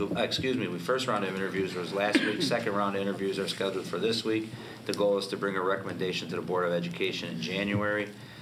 Winter break is December 25th to January 5th. Classes will resume Monday, January 8th with a late start schedule. I'm sure Dr. Freitas has that in his report as well. Policy Advisory Council, we did meet. There are a few minor recommendations, very minor, to Press Plus Packet 113. And that council meeting occurred on December 8th, and those are available in the board's packet tonight. And should be, I did not receive any questions on the policies except for one, and I corrected that. So it may be something the board would want to take action on tonight. And that concludes my superintendent report for December. Thank you very much. Dr. Smetana. Good evening. Tonight I'll provide the Board of Education with financial information for the month of November, and that represents 42% of our fiscal year. As always, I'll begin with the monthly summary report. And you'll see that the total operating revenue for the month was $3,319,956, with 89% coming from property taxes, primarily a lot of the property tax that we received is largely from escrow accounts, and then 8% from evidence-based funding, which is our state funding, and then 1% for food service reimbursement, which is from our satellite schools. In order to balance, there is a negative amount listed for local fees. So what happens is when parents pay fees, we collect the money all into a board account, and then some of that money gets transferred to an activity account. Primarily, AP course fees is by far the largest and comprises of most of that, and then also PE shirts and locks. That allows us the flexibility to purchase those things as we need. The total operating expenditures for the month were $2,452,760, with 73% towards salary and benefits, 9% on special education tuition, and 9% on purchase services. Next, on the monthly financial statements, you'll see the summary of revenues shows that the district has received 21.9% of our budgeted revenue for the year. This percent is higher than this time last year, which was 11.2%, due to the timing of property tax collections. While property tax collections were delayed, we're a month ahead of where we were last year in terms of collections, which is why that percent has jumped up a little bit. The summary of expenditures shows that the district has spent 44.6% of the budgeted expenditures for the year, which is very similar to where we were tracking last year. As always, I provided the statement of revenue and expenditures, both for the board accounts as well for the activity funds as well. Next in my report, I was supposed to go into staffing and enrollment, but I can skip that and keep going. I think you keep going, and then I have Dr. Fredesco, and then we get to the students, because I think that's what the big discussion with the board will want to be on. Okay, so then next, for the board's information, I provided the district's liability insurance update. So at the end of the month, we will have completed our third year with Alliant for our liability insurance. I have received an initial quote for next year's liability insurance, which starts January 1. With two different carrier options for renewal. The first option was to continue our coverage with Liberty Mutual, which would cost just over $200,000, which is a 25% increase. The second option is to go with Illinois County's Risk Management Trust, which is a cooperative, and that cost would be $178,932. Both of these include the additional cyber coverage that the district currently has. So we've chosen to go, obviously, with the cheaper option, and that was an option we were looking at last year as well. So that option has always been relatively competitive, and so this will be brought to the board in January under board bills for approval. Given the timing of things, we don't really have a ton of flexibility outside of the options that were presented because our liability insurance is up at the end of the year. Next, I've provided for the board, I always do this at some point once a year, the contract tool. I update this annually and share it with all of you just so that you are aware of the contracts that I'm going to be bringing to the board later throughout this year that need to be out for renewal. So these are either contracts that generate revenue or professional services that directly represent the board or are over $25,000. So we have 4 contracts that are going to be approved in the next several months. I'll be bringing them. VIP is photos for athletics. We have the yearbook that is up. Every year we'll do a renewal with First Student for the buses. Midwest Transit we will not be renewing because last year we decided to go with Illinois Central for our buses. And then lastly in my report is Quest Foods. I always provide the board an update anytime they're increasing prices. So they have to work with me in order to increase any prices. And so they are looking to increase 3 items. Plain bagels will increase 50 cents to $2. They have a new supplier. And then the salad bar and cookies will increase a quarter. So respectively, that will be $5.75 and $1.75. Cookies were set to go up $2, but go up to $2. But cookies are a very popular item, so we're phasing that 50 cents raise in, so that'll be another price increase at the start of next school year for cookies. And that, with the exception of the staffing report, that concludes my report tonight. Are there any questions? Dr. Freitas, you do your principal report. Good evening again, Board of Education. Under teaching and learning, final exams are coming up. The first final exam is on Tuesday, the 19th. Our 7th period final will be from 12:30 to 2. Students will be dismissed at that time. If students don't have a 7th period final, they could go home at 12:30. The rest of the finals run pretty much half day until 11:30, and then we do have some makeup opportunity. If a student missed an exam, they can make them an exam from 11:30 to 1. The semester ends on Friday the 22nd, and then our winter break vacation is from Monday, December 25th through Friday, January 5th, and we're back on Monday, January 8th with a late start, 8:55 a.m. for all staff. And I want to thank the district for being flexible, because we know after coming back, right, we just need to plan and prepare effectively so that hour really helps the building operation. So thank you to the district. Under school coach and operation, on December 14th, we have a race and equity meeting, 6:30 p.m. to 7:30 p.m. here in room 201. On the 18th, we have the RBHS Music and Theater Sponsors meeting in the band room from 7 to 8 p.m. On December 22nd is the deadline for juniors to sign up for the SAT test prep classes. Big shout out to Ms. Mainau and the team. Classes will run from January 15th to March 2nd. It is free of charge. The schedule does vary. Students can sign up. They can see Ms. Mainau. We also have flyers throughout the school. On January 8th, again, it'll be the first day of school. And then we, in the month of February, we'll be having free dental exam for students. Again, we have flyers throughout the school. The nurse office has more information for free dental exams. And under activities and athletic, December 13th, the RB Sports Boosters fundraiser with Lou Malnati's in Broadview. Again, please support. You can go to Lou Malnati's, mention RB, and then, we'll be able to get some money from that. And December 14th, we have Pack the Play Special Olympics, 6 p.m. in the main gym against our rival, Lyons Township. This is event open to the public. Please come and support. It's one of my favorite days of the year. And with that said, I would like to turn it over to our student advisors to the Board of Education. Joseph, Caleb. Hi. For teaching and learning for December, from the 19th to the 22nd, final exams will be held. Good luck to all of our classmates. Seniors must be present on Tuesday, December 19th, 2023 for all periods, 1st through 6th hour, or they will lose all exemptions.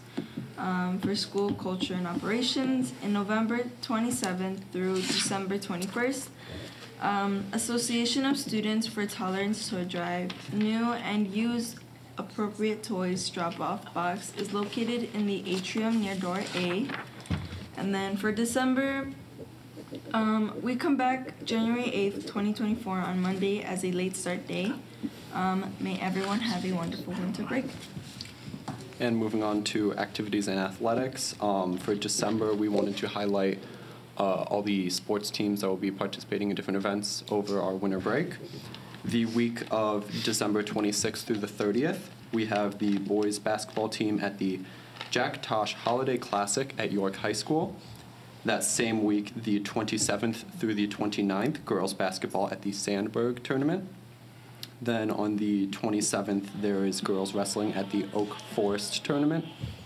And on the 28th, there is boys wrestling at the Morton Tournament held at the Morton East High School. And then in that week of January, before we come back, January 6th, boys swimming at the Hinsdale South College event invite. Good luck to all of our winter athletes. And that concludes the student advisor report. Do you might want to make a quick comment about the Thanksgiving parade? Parade went extremely well. It was really fun. It was an Front page honor of the being, Sun-Times, it was great, yeah. and it was an honor representing RB for the first time in that That was parade. awesome. Yeah. You guys did great. I think we haven't met since then, have we? I wanted to make sure that we acknowledge that. That was First it was time. That's fun to right. watch on TV and fun to see in person and everyone who And a fair amount of screen time. Yeah. Yes, They did get a lot of absolutely. screen time. So, didn't mean to interrupt you or take anything out of your report, but thank you. Thank you. Speaking of screen time, how about athletics fall report? Oh, wait, there's our athletic director. I think you just ran up 3 flights of stairs. There we go. I just want to remind everybody, I'm supposed to be retired. And I'm going to request a raise. Thank you, Dan. We kind of moved some things around just because Thank you, I we also appreciate wanted that. to get you out of here. So. Good evening, or is it morning yet?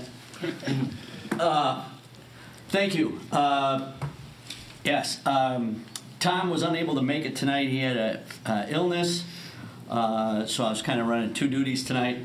Fall athletic summary and report is a very positive one. Besides the all-state athletes that we met earlier tonight, our 9 teams, we had 5 conference championships. On the girls' side, it was in cross-country, tennis, and in volleyball. And on the boys' side, it was cross-country and golf. We had 45 athletic all-conference athletes. And then we had 121 all-conference academic student athletes. So very impressive. We mentioned the state qualifiers, the boys' team for cross-country, and of course we met Maya, Haley, and Cooper. Wins and losses is not a great measure of high school sports, especially sports that are educationally based as ours are. But it's always nice to recognize of the 9 sports, we had all 9 teams with winning records or 1 team with a 500 record. So we measure, of course, improvement and participation. And we're doing excellent in that also. Speaking of participation, if you look at the fall participation numbers, they're at their highest in 6 years. 459 for the fall, up from 432 last year, and from 2017, 405.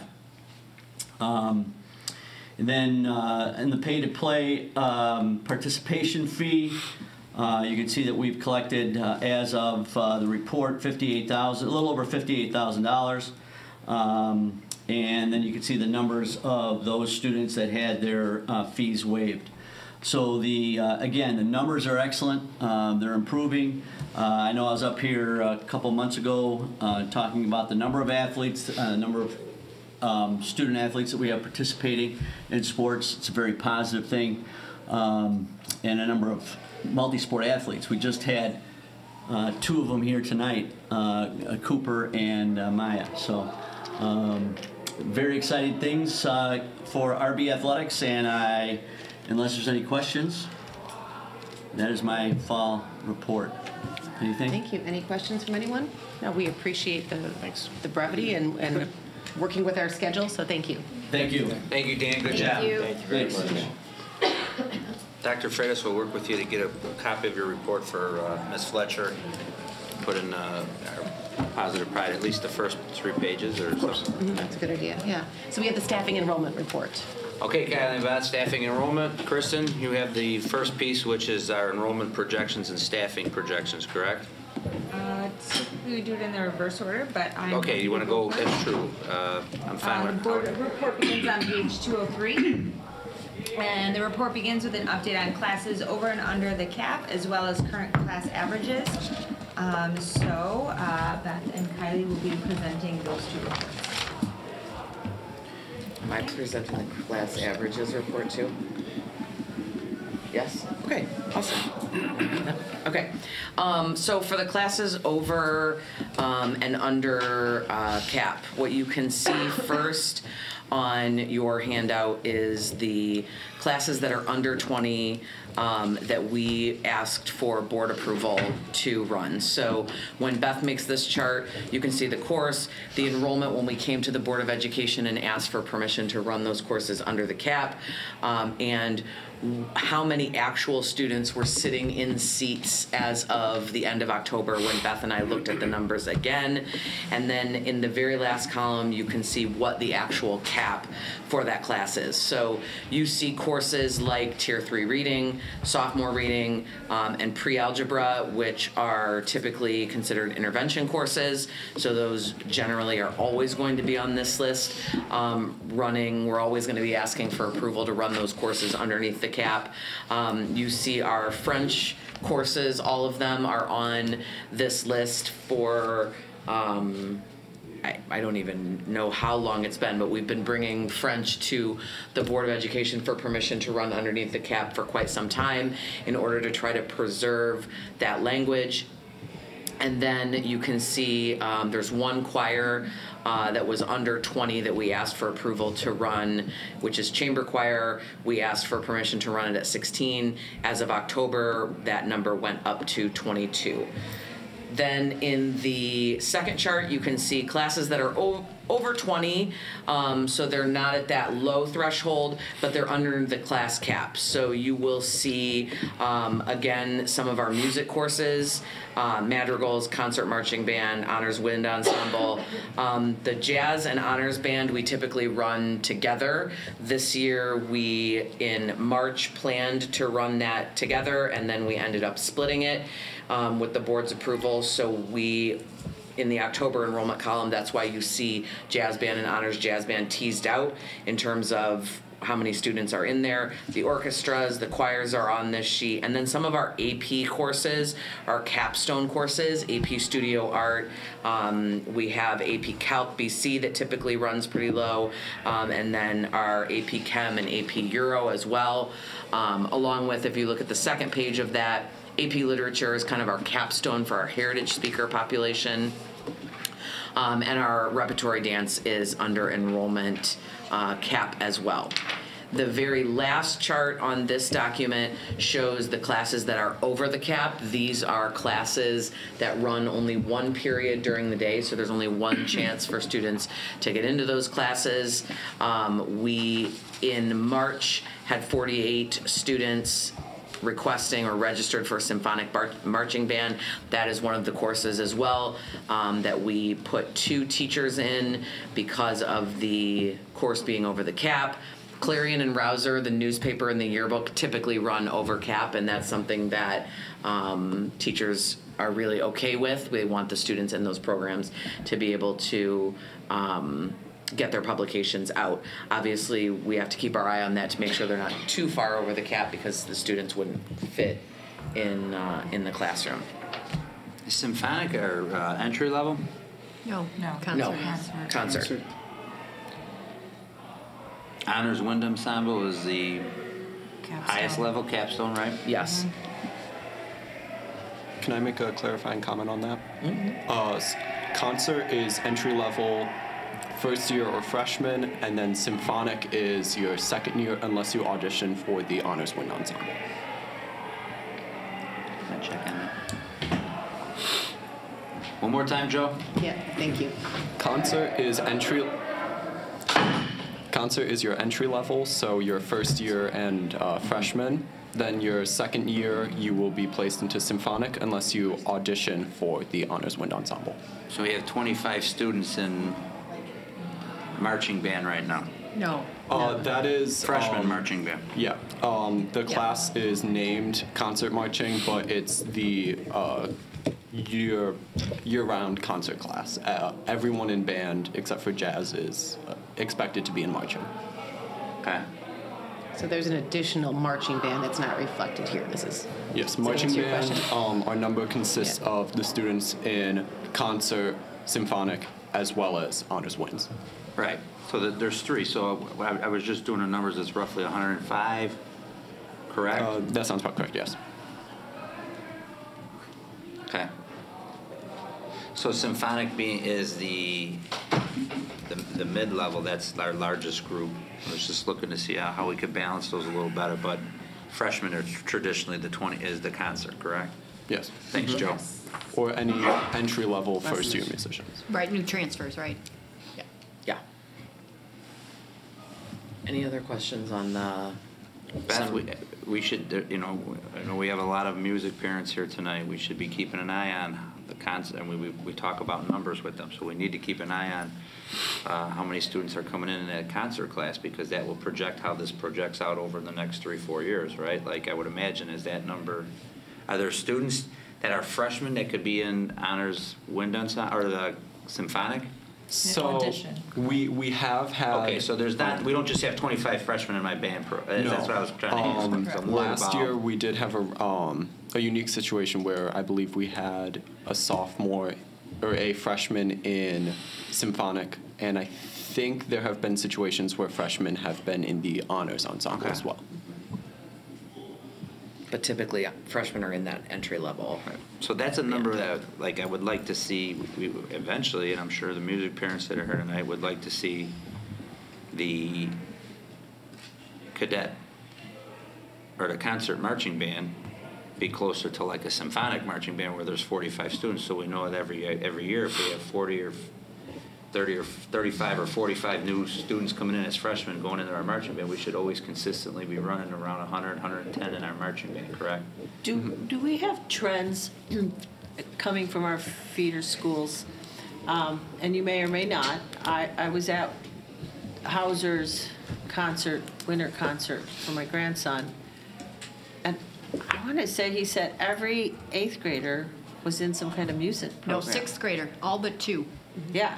But it's 6th grade. It's not 8th grade. It's 6th grade. So, but that's a couple years out, and they don't have as many options as the 7th and 8th graders. They can't take a language. Okay. So, but so yeah, it's a class as a 6th grader. It's not a class as a 7th or 8th grader. But That's the distinction. I was there for the 8th grade concert. Were you at the 8th grade concert also? And he mentioned an extraordinary number of students that were playing. So I'm just curious, what portion of those? I don't know if you keep that. It just depends, and you'll know more after January registration. Correct. Because that seemed like a lot of students involved in music. Well, what we want to do, though, is we want to have a lot of students involved in music at all 3.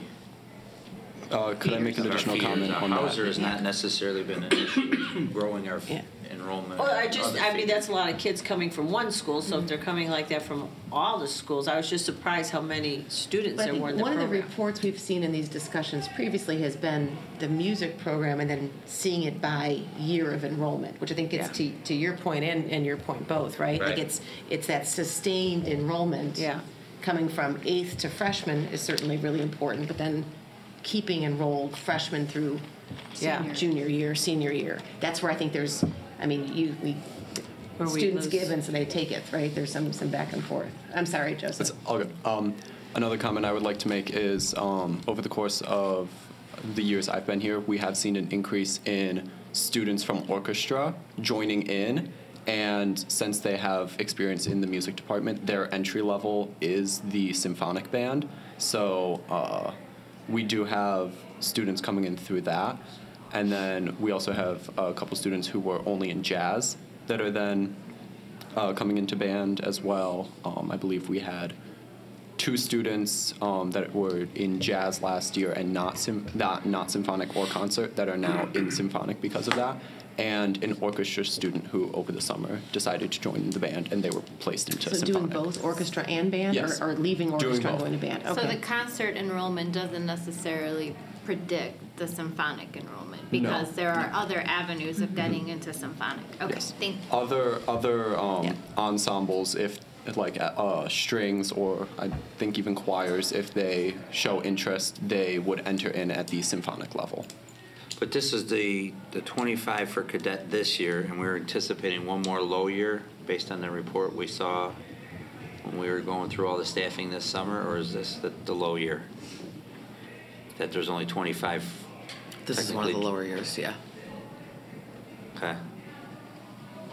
So we need, as you were talking about what we're seeing at Hauser, what we're trying to work with our music sponsors on is trying to get that same excitement and involvement at all 3 of our feeders, so that you're going to always lose some kids over time, or like You said some kids will choose a foreign language or a career pathway or dual credit, dual enrollment. So the key is just trying to build that number up.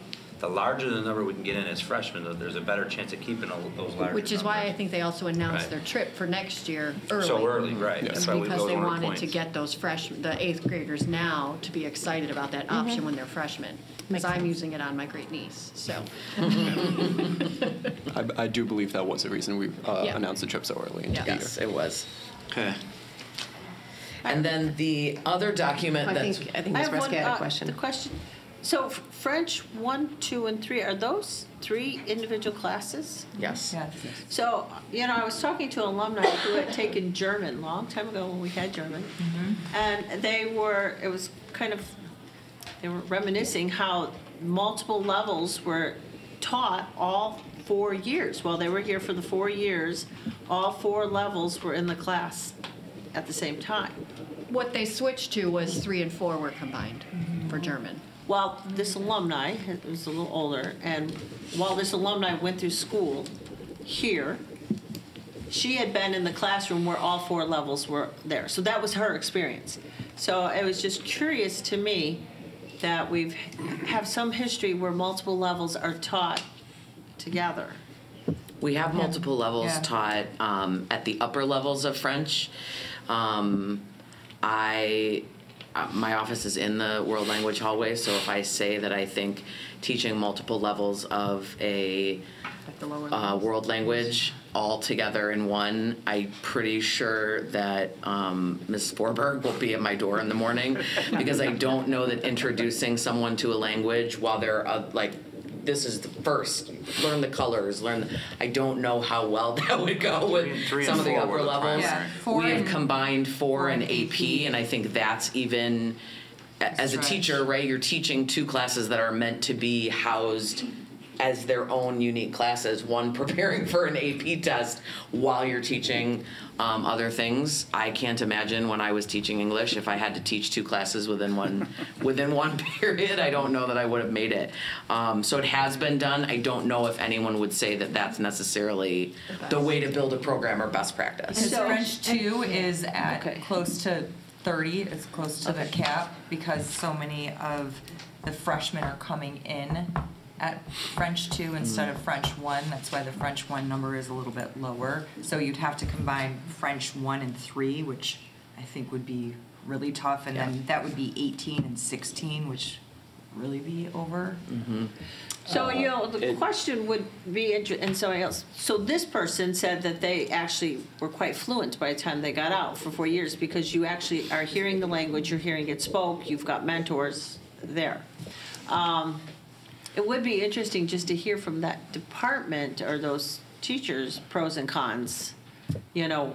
I'm sure they're going to be in my office tomorrow telling me the pros and cons.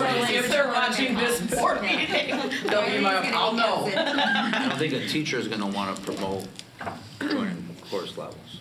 That's more of an administrative decision. I could see the higher levels, but it's still a balancing act because you have to focus on composition versus speaking versus prepping for the test. And if I could add, just like many courses, right, the English, the math, the sciences, right, levels and classes build upon each other. You know, I mean, I could, you know, and Kylie's spot on, you know, in an ideal world, you have, you know, levels that are separated, 1, 2, 3, 4 throughout 4 years, right? You know, to have them combined, even upper levels, you know, probably not best practice. So, you know, if we can split the levels and support them, you know. But, I mean, we're open for any creative solutions. But as a former language teacher, probably not the best idea to combine, you know, those levels just because of the work behind it and what you need to know to be successful at a particular level, you know. So, I mean, Kylie's spot on. So what's the next chart you have? So the next one is the class averages. It's the summary document of the staffing sheets. Yes, right there. So when you take a look at this particular report, this is the summary document that all of our staffing and sectioning sheets feed into as Beth and I start in February when we sit down and we count how many kids have requested each course. We do that on Excel sheets that feed into this summary document. So when you look at a summary document, you're always going to have, on the left-hand side, you're always going to have the departments listed first with the FTE for the previous school year. So you can see FTE 22-23. That was last year. Then you have a column for the FTE within that department this year, and then the change plus or minus. So you can see, for example, in applied arts, because it's first. Last year, we had 4.6 FTE allocated to applied arts. This year, we had 4.9. So we're growing 0.3 based on the student requests in that particular area. To the right of that, in kind of the next table then, you see within each of those departments what the class average sizes are within those departments, based on what the class cap might be. Taking into consideration, for example, that in world language, the class cap is 30 plus or minus 2 versus an English class where it's 25 plus or minus 2.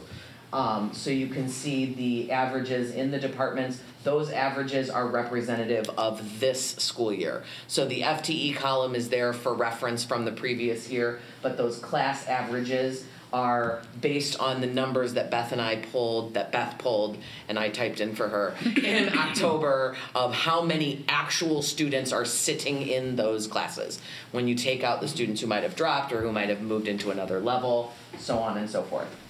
We always have also on this summary sheet a section of required FTE that houses information like our librarian, our special education services, our EL services, our counselors, our social workers, all of the things that are necessary for us, we feel, as a school to run our school. The interventions are housed within that required FTE, as is our division head FTE, etc.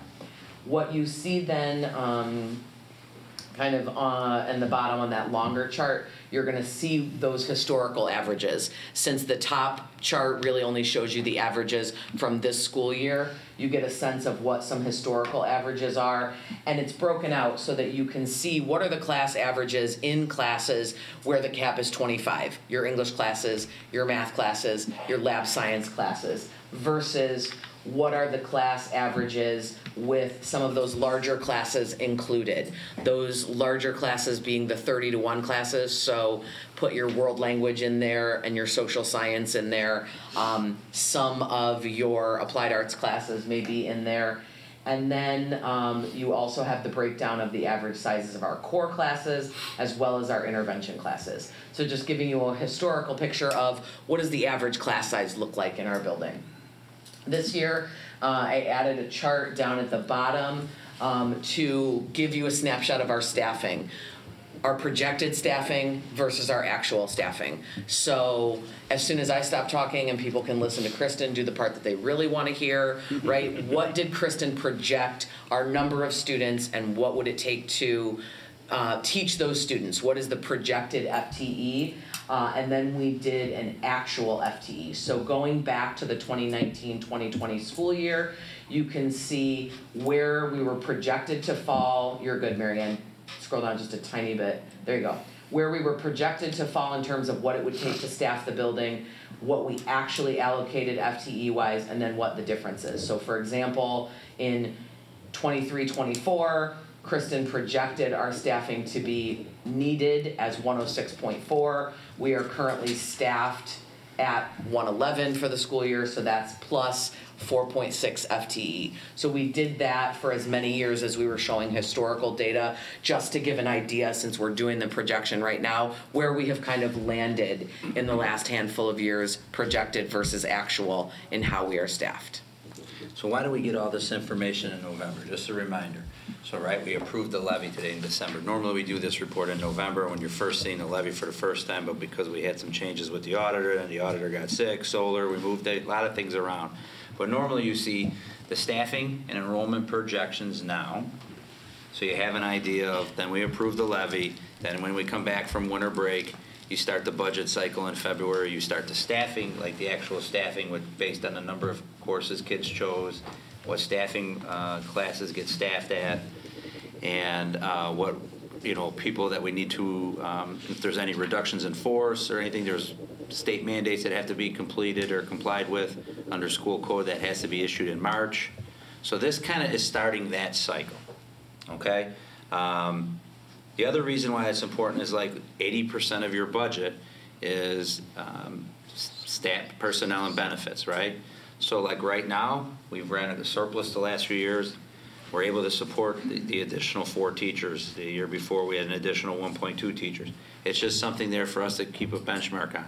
It also is related to collective negotiations, right? We list all the class averages here, so we can show a historical run that we've been trying to keep class averages under 25. There was discussions of like the different caps, you know, whether PE and music of having a cap of 40. Well, we have a cap of 40 because those are large class sizes and large classes that can handle it. As you see, our class average is 24.9. We have one music class close to 45. We have 2 teachers in there. Everything else is well below 40. So, I mean, we keep track of this information so that we can continuously update the board. We also have this tool here, so when staff watches or community watches, they can kind of see where things are going. That's why I was asking a question about the bands, because historically you want to have a large number come in as freshmen, because you would think, you know, when I was talking about the symphonic class and all that, those kids traditionally, a majority of them all move on to honors wind ensemble, or a good chunk of them, right? The 25 on, move on. So this year we have 45 at symphonic. So if next year we go to 25, or if we pick up a few more from jazz and we go to 30, it's still going to be lower than what so we have to build up that enthusiasm in our feeder schools so that as we have more kids coming in to keep our fine arts music staffing where we want to keep it at, we got to, you know, continue to promote 6th, 7th, and 8th grade involvement in the fine arts to keep those classes running. But this is why you'll see that. So then what you'll see tonight, the portion of the report that Dr. Smetana will cover is how does our enrollment look in the feeder schools for the next 5, 6 years, 8 years. I think her chart will show you it goes all the way back to 8 years, but it gives you an idea of what we're projecting coming in for next year and how many staff, based on our trends, we should need for that to cover the enrollment for next year. So Dr. Smetana, do you want to go to that portion, please? When do 8th graders choose their classes? January. In January. On board book page 206 is the information that we get from feeder schools, and we compile it all in one spreadsheet. This is just for your FYI, but this is the information that I use to create the enrollment projections for the upcoming school year. I don't put a lot of, I mean, you go back all the way to preschool, so, you know, obviously the further you go out, the less accurate you're going to be, because students transfer into our feeder programs, our feeder schools all of the time, but we're constantly keeping a pulse on where our feeder schools are at. So on the next page are the enrollment projections. And I'll start with this year. So I projected at about this time last year, I projected our enrollment to be 1,679 students, and at the end of October, we're currently at 1,667 students. Next year, I'm projecting that the district will have 1,673 students, which is that blue column, and that includes 30 students in transition, which might be high, but it's a little early to tell that number exactly, because parents are still working with their special education team to determine if they want to take their diploma or if they want to stay on for additional services at RB. So if that number, you know, drops, you know, will be a little lower. So roughly we're remaining about flat for our enrollment for next school year is what we're projecting. The bottom chart on this document shows that so while next year we're projecting to have 1,673 students, we need to consider taking out our special education students that are outplaced, meaning they don't attend school at RB, as well as those transition students who are beyond their senior year that are staying on for services. And the reason we don't include those in our number is because they don't count towards our FTE. We don't use our FTE, our certified staff, for those students. So that's why the bottom number of 1620 is really about what we're projecting that we need to have certified teachers for. Is there a reason we did that in like 1650 was with taking out the outplaced students and then going to the taking out the transition students. So there's a reason we wrote 1620 in like 0.4 font, or is that just I just trying to keep us all awake at this hour. All right, so like if we look at your projection up top is 1673, so then roughly 23 of those students are outplaced, which takes us to the 1650 in the blue box on the bottom. And then of those 1650, another 30 are roughly transition students, 18 to 22 that are in our transition program. So really, our FTE numbers tonight will be based off the 1620. Roughly, yes. Okay. Everybody go with that? Okay. All right. Okay. So moving on to the next page. Thank you. So as you can see on the left. Sorry, question. Yep. What were the numbers that we used for last year's projections then? Because now we're muddling it all up. Well, I go through that a little bit, so Okay. you'll see. Thank you. Marianne, what size do you have that chart at up there? So is there a way you can make that a little bigger for the people in the audience and at home? Dr. Freitas talked about dental exams, maybe Yeah, we some might need vision some exams, access, maybe right. some. This is our vision exam. The main charts they need to see, Mirror, are the A and B. I guess the 24, 25. Yeah, Start okay. at the top. I'll kind of walk everybody through it. So if we look at the top left, you're going to see a chart of required FTE that mirrors the chart that was on Kylie's document earlier towards the left. And this required FTE is, FTE that doesn't affect the traditional classroom setting. So counselors, social workers, librarians, EL teachers, interventions, etc. So that's the 29.2. We budgeted 111.2, and we staffed 111 this year. We thought we might need an extra 0.2 for special education, which is why there's this discrepancy, but we did not. So then if you move to the middle, you're good, Marianne. You'll see, first of all, we use the model to analyze our current year. So we currently have 1,667 students, with 1,606 students when subtracting students who are in our transition program and students who are outplaced. So then what we do is we average the first and second semester schedules to determine how many students we have taking each category. So we have about 95 students taking 3 to 5 classes, 636 students taking 6 classes, and 876 students taking 7 classes. So then what we do is we multiply the number of classes by the number of students to determine how many seats we need, which is that next column. In the model, we use 27 as the class average because it considers all classes in the building, some of which we try to keep at around 25 plus or minus 2. Some classes we try to keep at 30 plus or minus 2, and then some at 40 plus or minus 2. And if you remember going back to Kylie's document and looking at the historical class averages, the past probably 4 years was always 26 point something for a class average for the entire building, which considers all of these classes. This year it's a little lower at 25. So the model at 27 is pretty accurate and appropriate.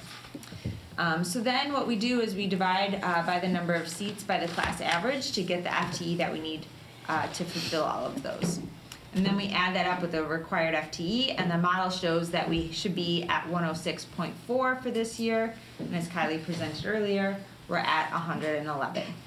Keep in mind this is a model, and so there are factors that aren't going to be considered in the model. For example, you could have a bad break, and if you have 40 students sign up for a class, you have to decide whether you want to run 2 sections of that, and so then that class average is going to be lower.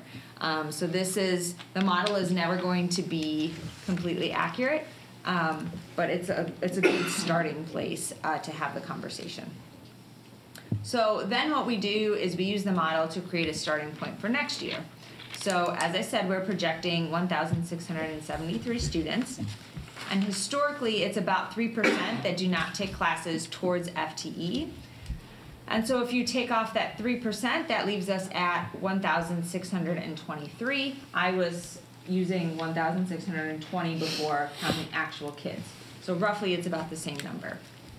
Then what we do is we look and say, okay, roughly 60% of our students take 7 classes.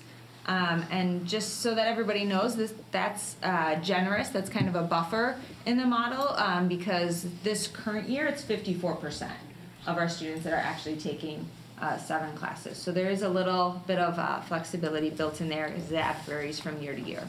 So the model uses 60% of our students take 7 classes, 35% take 6 classes, and then 5% take 3 to 5 classes.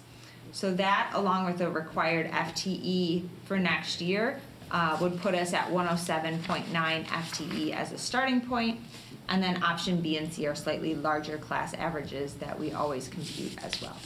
We compute B and C just so like in the historical of this document was so like if the board had to go through any cost-cutting measures, you could see what would happen by raising the class sizes, you know, what would decrease your staffing or what impact that would have on your staffing.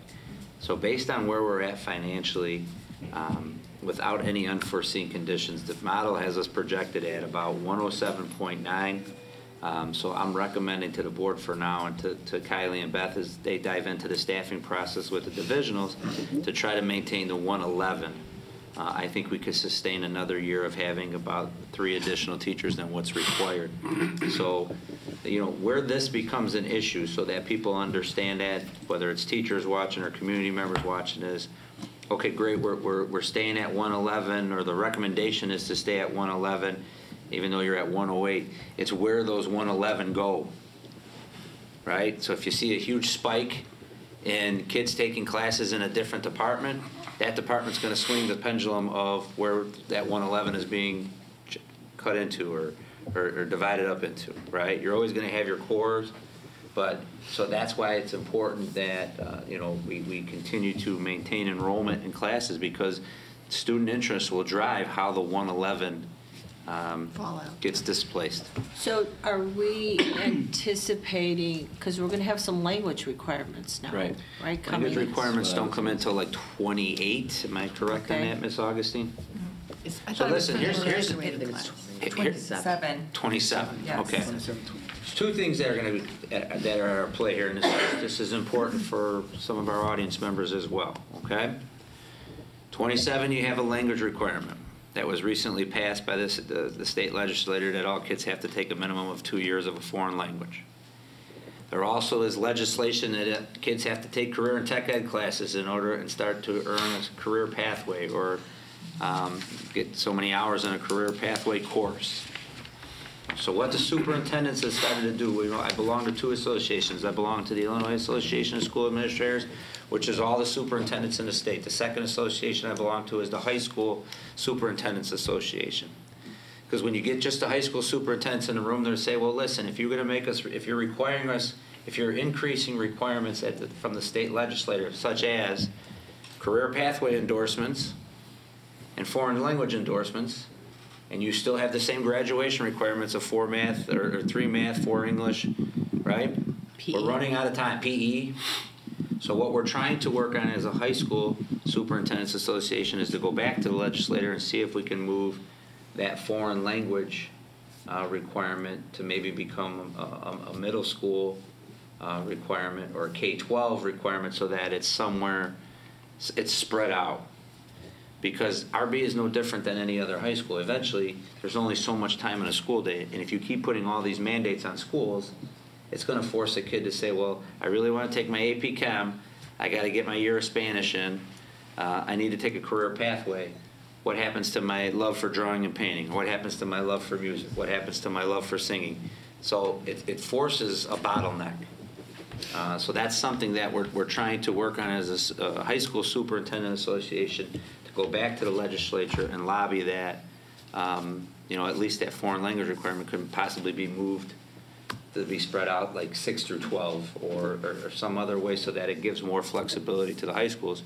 Otherwise, eventually, even though you want kids to find career pathways, you're really prescribing a curriculum for a majority of their high school career.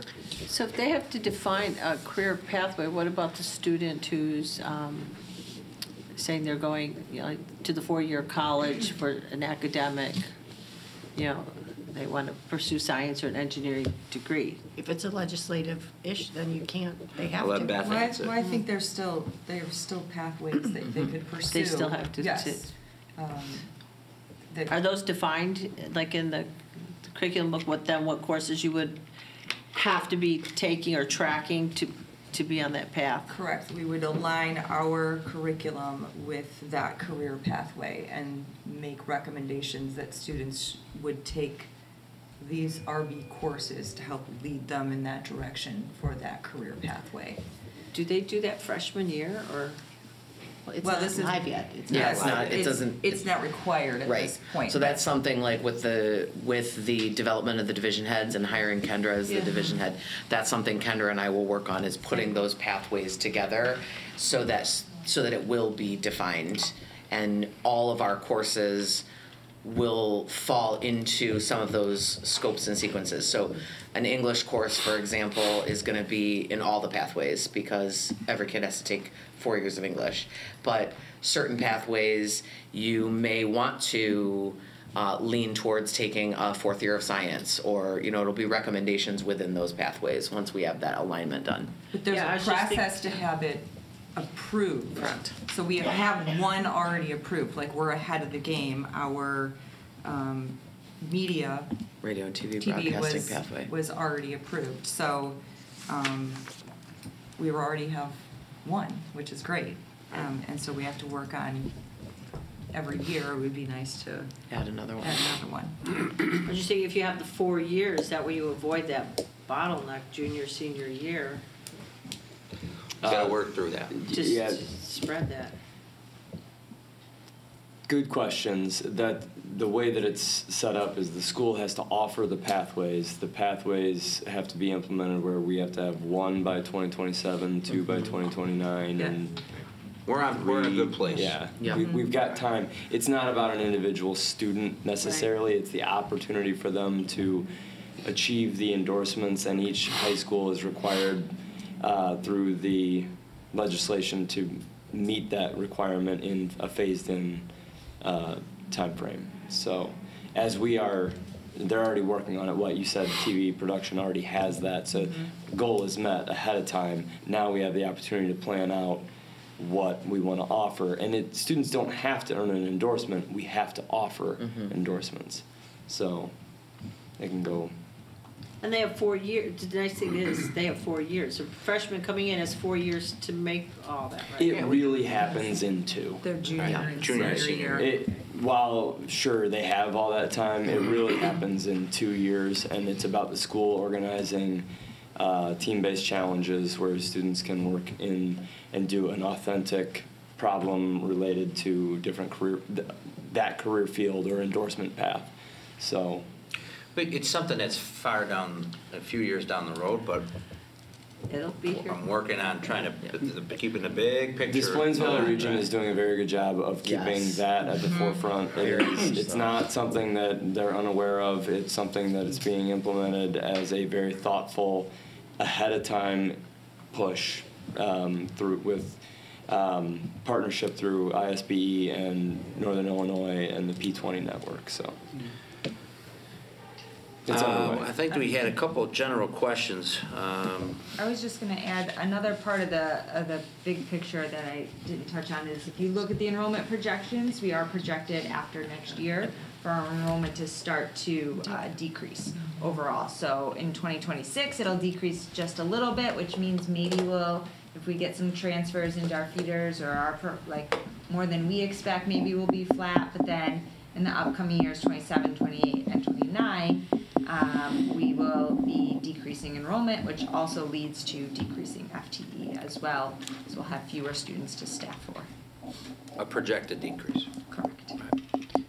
So what other questions do we have on the enrollment projection report itself?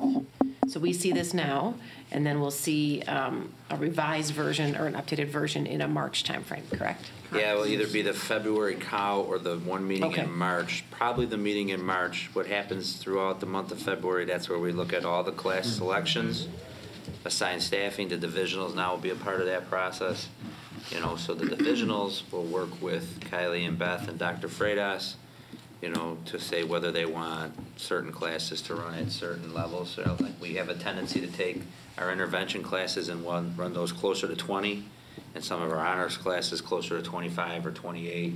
just so that students that may need more intervention have smaller class sizes. So all that process shakes out now in January and February. So we don't have to see Kylie or Beth on their staffing reports back until March probably. I don't like how you said that. But I'm sorry, let me rephrase it. We'll have the pleasure of seeing Kylie. There you go. That's better. In February. But,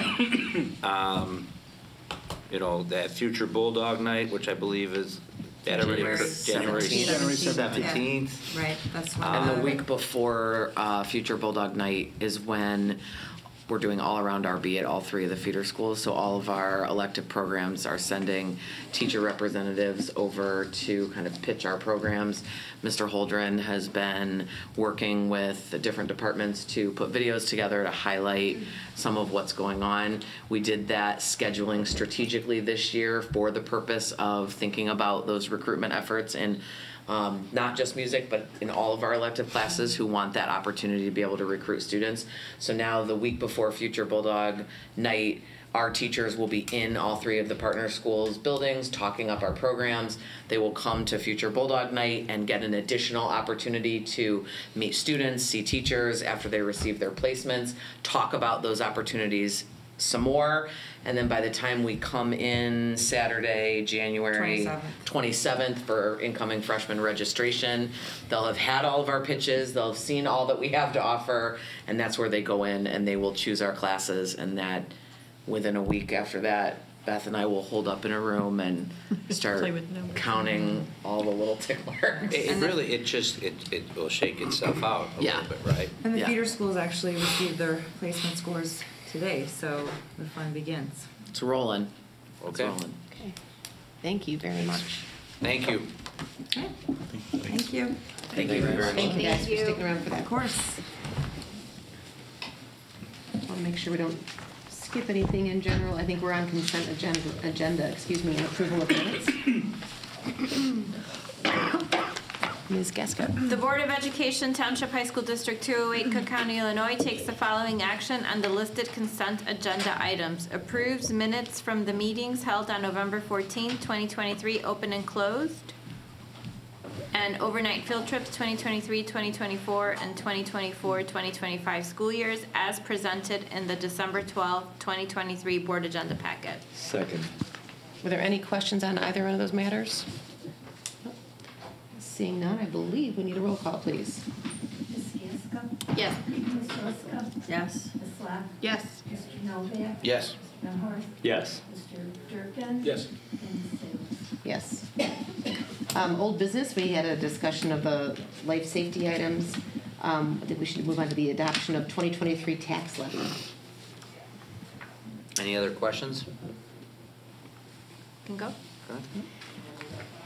Whereas the Board of Education, Riverside Brookfield Township High School District 208, Cook County, Illinois, has determined the amount of money that is necessary to be raised by taxation for the year 2023.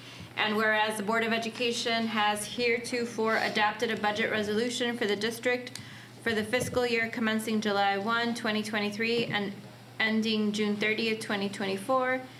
And whereas the Board of Education disclosed at a public meeting its intention to adopt a levy, and whereas the Board of Education provided notice of its intent to adopt a levy, now therefore be it, and it is hereby resolved by the Board of Education of Riverside Brookfield Township High School District number 208, Cook County, Illinois, as follows.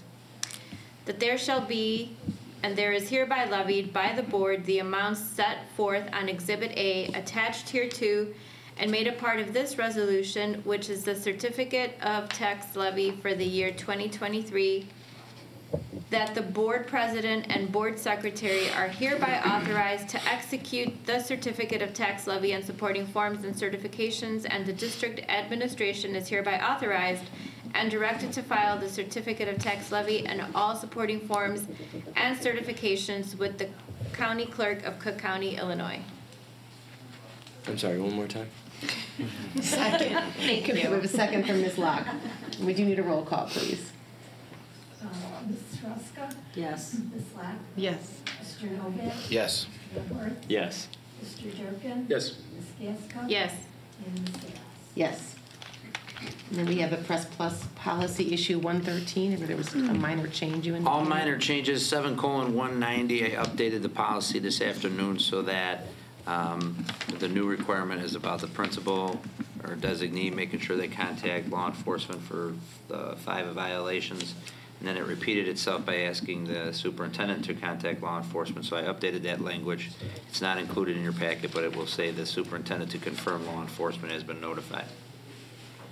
Other than that, a majority of the policies were adopted as proposed, and we did adopt the various policies. There was one policy that was recommended, quite one of the policies, I believe it's 7:160 or 260. Give me 1 second. I'll pull up my list.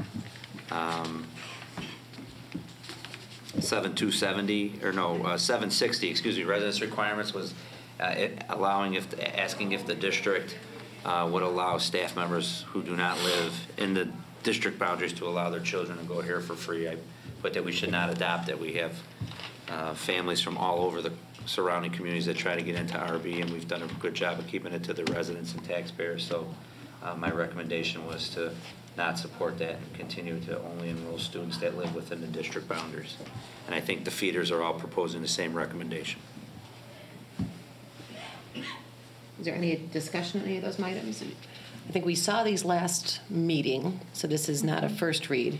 Are we prepared to move forward with them tonight? Any objections from anyone? Let's go ahead and do that then, please. The Board of Education, Township High School District 208, Cook County, Illinois, approves Press Plus Policy Issue 113 as presented in the December 12, 2023 Board Agenda Packet. Do we have a second? Second. Second from Mr. Durkin. That's an all in favor. Say Aye. Aye. Any opposed? That carries. New business payment of bills. Are there any questions on this, Dr. Skinkis? There were. Dr. Smetana? Yes, there were 2 questions. The first is on board book page 294, and that is for the payment for ATI for $8,000. That is the monthly bill for 1 athletic trainer. Since ATI has not secured the second trainer for us yet, we have not been billed for that at this time. The second question was on page 303 for experiential systems, which is payment of $1,250 for climbing wall maintenance. This is an as needed expense while the wall is regularly being assessed by our PE staff while it's being in use, and outside of that we do need it evaluated by professionals as well. This has been done like every 7 to 10 years unless a specific need arises, so it's not frequent. How often? Okay. Any additional questions from anyone, or could we get a motion? The Board of Education, Township High School District 208, Cook County, Illinois, approves the payment of bills as presented in the December 12, 2023 Board Agenda Packet. Second. Second by Mr. Novak. Roll call, please. Mr. Novak? Yes. Mr. Van Horst? Yes. Mr. Durkin? Yes. Ms. Gasko? Yes. Ms. Ruska? Yes. Ms. Slack? Yes. And Ms. Salas? Yes. Disposal of surplus personal property. Dr. Smetana? This occurs twice a year, once in December and once in July. Attached is a list of surplus building equipment. The equipment's either outdated or needs repair, which is not cost effective. Whenever possible, we try to sell, recycle, or donate the equipment. The big item on this list is the multifunction school activity bus with the lift. The district purchased this used bus in 2010. The past couple of years, it's needs significant repairs, and it has a lot of rust. And we were very fortunate to replace that with the PACE van program, which is very cost effective because that is through grant. And so we no longer need the bus, and due to its poor condition, it doesn't make sense to keep the bus because it also has limited seating. So we really don't have a use for it. A sports team wouldn't be able to use it. So I will work with our new bus company, Illinois Central States, to sell the bus. They'll come on site and look at the bus should the board choose to vote to dispose of it, and then they will help us sell the bus for us. Okay, thank you. It just jumped out because it was such a large item. Any additional questions on the surplus list? We'll move forward. The Board of Education Township High School District 208, Cook County, Illinois approves the disposal of surplus personal property list belonging to the district that is no longer needed for school purposes as presented in the December 12, 2023 Board Agenda Packet. Second. Second from Ms. Locke, and we need a roll call, please. Mr. Douglas? Yes. Mr. Durkin? Yes. Ms. Gasko? Yes. Ms. Ruska? Yes. Ms. Slack? Yes. Mr. Novak? Yes. Ms. Salis? Yes. First read, we have the school calendar proposed for 2024-2025. First, this is the first read. This also went through the Culture and Operations Committee, which is one of the new committees in the collective bargaining agreement. I also shared this with the feeder superintendents. The only difference really is every other year we have to have the election day whenever there's a presidential or governor election. So instead of having 186 school days, next year we'll have 185 with the extra day off for the election day on Tuesday, November 5th, 2024. So is there any urgency to adopt this tonight, or should we wait for January? I would leave it to sit out at first Okay. at the community, and I would adopt it in January. I think it's a good plan. Okay. Any questions or comments? We can get them into Dr. Skinkis. The NANIA contract, first read again. I think we had some discussion on this, but do you want to? So it's definitely a first read, and you know, for sake of time tonight, the numbers make sense. Okay, so let's. I mean, if we look, anybody that would look at this, you know, the Board of Education has a sustainability goal. You know, they want to make sure that we're doing things, are doing our part, and this would definitely be doing our part. All right, so that's number one. Number two, is it fiscally sustainable? Is it a smart financial decision? If you look at the financials, based on what the feasibility study showed, and if their projections are accurate, it makes sense to do that middle project, right? The 1.2 pays for itself in almost 6 years. So that's not a problem. So I think it makes sense financially. The one thing that's not up there is the whole sustainability as far as maintenance. Can our roofs handle it? What does this look like? The only problem with these solar contracts is they're called design and build. So NANIA will help go out to performance contractors that are in the solar industry, and they put together a plan and a scope, and there isn't necessarily that intervention from a construction manager or an architect that would look at it to make sure, like, can our roof structure support the panels? Does our general liability insurance cover the maintenance of the panels, or if there was a weather storm, right? What is the annual maintenance on it? Are all these things specified in the RFP that goes out? Like when they do the, you know, Aaron's map looks great with the little blue boxes, but does that allow us the ability to get to all of our roof drains? Are any of those panels blocking roof drains? Does that allow us to get to service all of our rooftop HVAC units? So all those things kind of need to be taken into consideration, and I don't think it's Kristen or Mai's expertise to where we can sit there and look at an RFP. Even though NANIA is going to help with that process, they're going to help find us the best solar process and make sure the kilowatts and the rebates match up. And this is where Kristen and I, after doing some discussions, we held another meeting after the school board conference. I know Mr. Novak and I talked with the construction manager at the school board conference about getting them back on board. This would be a perfect example where we need someone that's in the construction industry. Nicholas helped do all of our roofs, so they know our roofing contractor. They know what system we have on our roof. We have a Garland roof, which is a hard surface roof. It's not the vinyl coated roof. Like, we need someone to be checking all the boxes that's covering our end, right? That's making sure our roof structure can handle it, that it won't violate our roof warranty. You know, all the things I mentioned about, you know, what with the solar panels, and then all of a sudden you get a foot of snow in December. What does that do to your load capacity on your roof, right? Like, those are all things NANIA is not going to think about. The solar guy's not necessarily thinking about. So it sounds like you know you're considering the purchase, because there was the two options, the purchase. Yeah, I would not recommend to the board the PPA. Right, okay. It's a direct purchase if we're going to do it. I really think what I'm asking for the board tonight is we put this as a first read. We've got some time. What I'm asking for the board is, do I have your permission, or do you have the will, is it the pleasure of the board or a majority of the board? I think Kristen and I need to get Nicholas on board, and we need to go and see some of these schools. Well, I was just going to We need to have Nicholas say. dive into yeah. the whole RFP process. We need to figure out, I would feel much better slow playing this and coming back to you in January, February, maybe even early March to say, like, we've done our due diligence, this makes sense, it makes sense to go out to bid at this time. If it's not done by this summer, it's okay. The school maintenance grant, you know, Kristen had to get that through for a timeline purpose, but we have 2 years to expend that $50,000. Again, it's a matching grant, so we're going to have to spend $50,000. That's not a problem. If we choose that it's not the right time to do solar and our roofs can't support it, now we know we've done some additional due diligence over the next 3 months, so that we know in 6 or 8 years when we redo those roofs, what additional things should be done so that we can add solar panels to those roofs.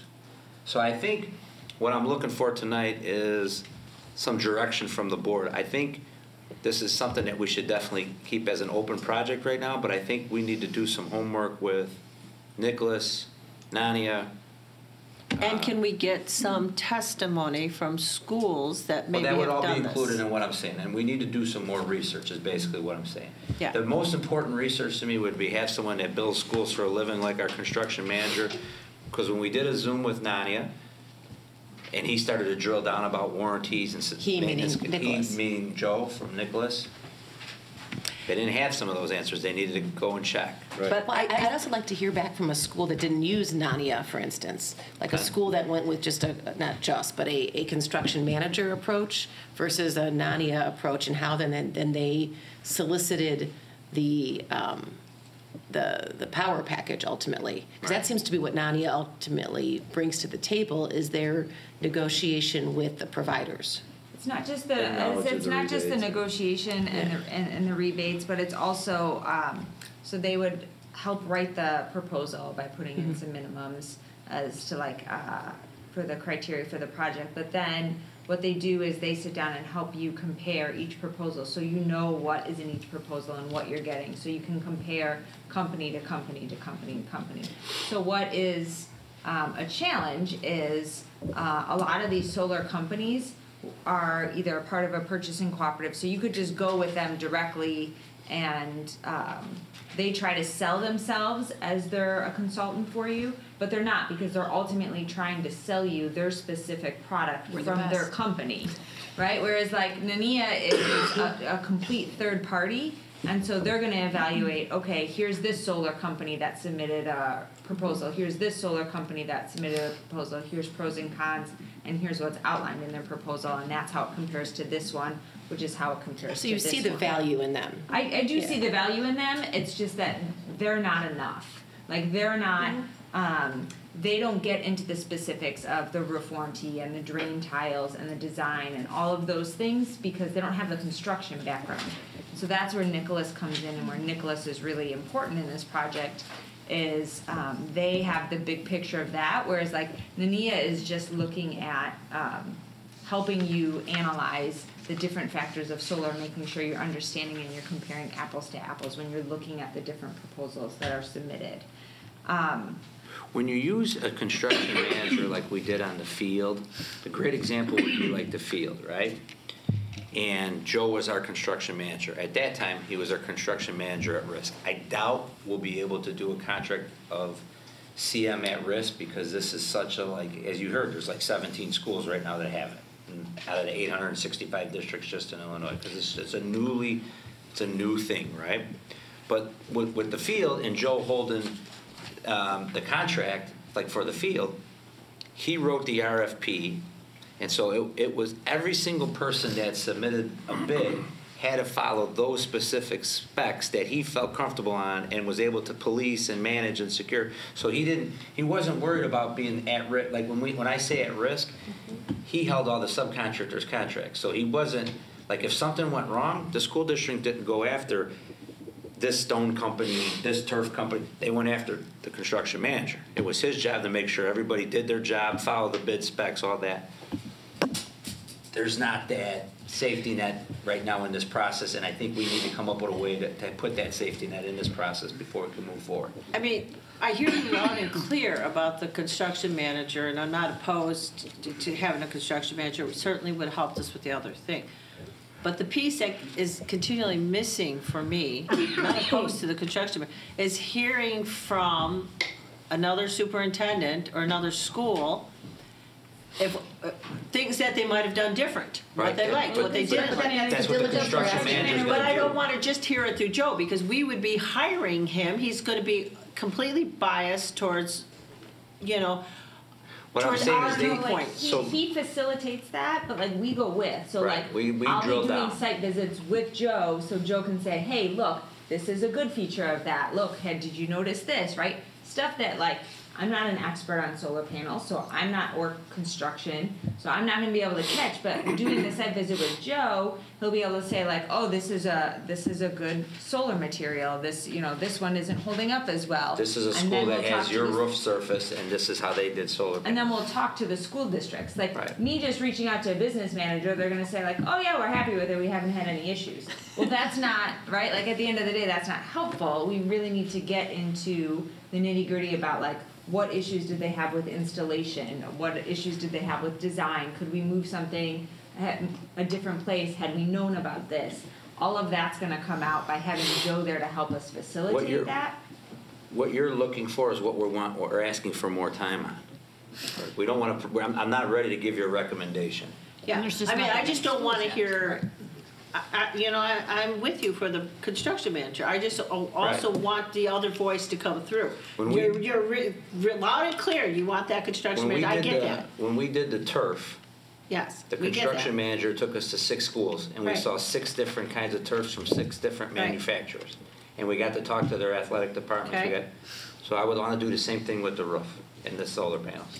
And I think that's what you're asking. Yeah, we're That's asking what to we're hear doing. some anecdote from other people, and it's fine if you're bringing an expert to ask the right questions, you know, and it just.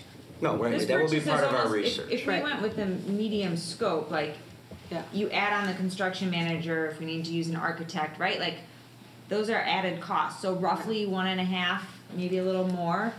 Like, we're gonna come to you and report back on, hey, here's what we found on our roof warranty, here's what we found, we heard from other districts. So you're gonna hear all that feedback, because ultimately, we're gonna need the board to make a decision as to whether or not we wanna move forward with that project. So So this you'll might- get all of that information, we're just asking for time and the resource. So the 2 ways to do this it if plays we out wanna is move forward. Nania's contract gets approved sometime in January, and we move forward with Nania and our construction manager, or we just let Nania sit down on our old business until we do some more research. Nania does not cost the district anything to do a contract, but what the contract commits you to is that if you walk away from them, then there was like a $10,000 for their time that they put in the feasibility and stuff like that. When we started to drill down and say, hey, we want to go visit these schools and do some of those things, they have not done that in the past. So the only real liability we possibly have is that it may cost us $10,000 for Nania, which we have the school maintenance grant, that would be something that we could use towards that. But I still think, I think long and short is that we need some more time to really vet this before we can bring you a recommendation. We're not on the hook for anything to Nadia at this point. That's only after this contract would be signed and they did the RFP scoping. And then we backed out after. And then we the backed out. RFP. So today, we are not We obligated are to not Nadia. obligated to Okay. anything for them. Just wanna be What they clear. brought up in the Zoom with Joe, and when Joe started with the construction manager, and he started to drill down about the maintenance and going to see schools, and let's drive to some sites that have the same roof structure as RB, so we can. That's not work that they normally have done, because normally they would be setting you up with solar people, and so if they're required to do some more front end work, there might be. They might ask us to sign the contract earlier. The other piece of this is the board will see a contract with Nicholas and Associates in January that we'll be asking to approve, and that is for the construction manager, because we will be utilizing his services. Should the board want us to continue to move forward to explore this, we'll need a contract in place with them. And our attorney just finished reviewing that today, so that's why it's not in today's board book. And has the attorney also looked at this contract? I'm Yes, sorry. correct. This Okay. contract is finalized with our attorney and. Okay, that's what I wanted to double check on. Thanks. And I would add one more little piece to this. Just like when we went to the one-on-one, if you remember that, we did that slowly because it was a huge expense like this. When you were doing the site visits, you took one of the board members with you to a different site. You know, who's ever there, somebody from the finance committee come with you when you take your construction manager, but I think it would be valuable to also bring, you know, like we did when we were reviewing. We went to Leiden. Several of us had opportunity to go and see what it looked like at other schools. You know, we got to ask some questions. We were there with our own technology people that pointed out some things. I think that would be a nice opportunity, considering we're going to look at the ownership model. We're going to make a significant investment. I think that would definitely We always help can with some of open the it up vetting. to the facilities advisory for sure. Yeah. And if their schedules permit, when we have the school willing to have us, they could join us, no doubt. Yeah, or you know, financial, or you know, just another pair of different eyes and questions. I think it worked well when we went to the 1-on-1, and it gave us a 360 view. So any more questions or comment on this? Or what I'm hearing is that the administration's going to do some additional meetings with Nicholas and Associates and come back with a contract. We have time to formulate more questions and provide it for January, if not the February board meeting. Right. And part of the follow-up is we're going to hear back on other schools, other districts, other experiences. We'll with include the, that in our recommendation. Okay. Are we looking But long for a- story short, Yeah. I'm getting then that a majority of the board wants me to definitely pursue looking into this. So that's my next Right? statement is, are we looking for an enthusiasm Gauge. vouch for our I think enthusiasm what everybody's or heading on just support makes of providing further research or providing for further research? Yeah, so I'm assuming the board, then, a majority of the board wants me full steam ahead. Yes, correct. If Any we can pull objections this to off that and we from get the anyone? right Not stuff. seeing any. Okay. Yeah, my sentiment after living through, you know, the all the renovations are, yeah, we want to go forward. We just want to gather as much information as possible going forward. So Yes. the project is done That's what I'm the asking. best way the first time, not like some of our other Yes. projects. Yes, that's why I'm Okay. asking for more time. Okay. Do you need anything else from us to No, do ma'am. that? We're good? Yes, ma'am. Okay, visitor statements. Second opportunity. Come on up. I have a small paragraph to read as you make your way to the table. The Board of Education welcomes and encourages the participation of citizens in the business of the school district. There are 2 points in the meeting, this being the second, where visitor statements are scheduled. Citizens are welcome to raise questions or make comments at either one. Comments will be limited to 3 minutes per individual and cannot be combined. Please note the Board of Education will not answer questions or engage in dialogue during visitor comments. If a person would like additional time to address the board, such a request should be submitted in writing 48 hours before the meeting to the superintendent. Ms. Janunas. Hello. It's kind of appropriate that we did the fall athletic report too, because now I'm going to kind of run down the music report as well. I'm here on behalf of the RBHS Music and Theater sponsors, and we are here tonight to advocate for the RB Music Department and to remind the members of this board, the superintendent, the wider community of our steadfast goal of employing and retaining three full-time music teachers for our students. With 3 full-time music teachers, the department can continue to build on the successes of this year and show our community that Riverside Brookfield High School is dedicated to consistent, robust music education. To give you a sense of the extra time that our music teachers put in, I'd like to highlight the many of music events of just the first semester. The RB Marching Bulldogs performed the halftime show at 6 home football games, marched in 3 parades, provided send-offs to numerous state-bound athletes, plus they also provided the music for the Veterans Day Assembly. So many students auditioned for the extracurricular a cappella group that Ms. Matana had to split the group into 2 different ensembles. The inaugural mariachi band was formed and has performed at both the fall and the holiday music concerts. All band, orchestra, and choir ensembles performed in a fall concert and a 2-night holiday concert with many students performing in multiple ensembles. The theater students put on 4 successful performances of A Christmas Carol in November. 27 students were selected to attend the ILMEA District 1 Festival, and 6 were selected for the District 1 Vocal Jazz Festival. 7 of these students will go on to compete at the state level. The Madrigal Choir performed at both the Riverside and the Brookfield Holiday Strolls. They are actually singing tonight at the Lions Club annual meeting, and again on Thursday at Cantata. The jazz students performed at the Brookfield Arts Festival, the Hauser Jazz Festival, the Brookfield Holiday Stroll, and at Fitzgerald's in Berwyn just this past Sunday. Many music and theater students also performed in the radio show 2 weeks ago, and on the same night, the rock band students held their own rock showcase to a packed house. And we've only got we've got a whole nother semester to go. I hope that makes you tired just thinking of all the things that they have to do. Our students would not have the breadth of opportunities for performing available to them with just 2 music teachers. On a single night in December, we had 3 events happening at the same time, which required a music teacher. The extra time they put in for our kids should not go unnoticed. So let's remember the work involved in their positions and show our music teachers that they are valuable assets to this school. There are no part-time music teachers. Thank you. Thank you. Thank you.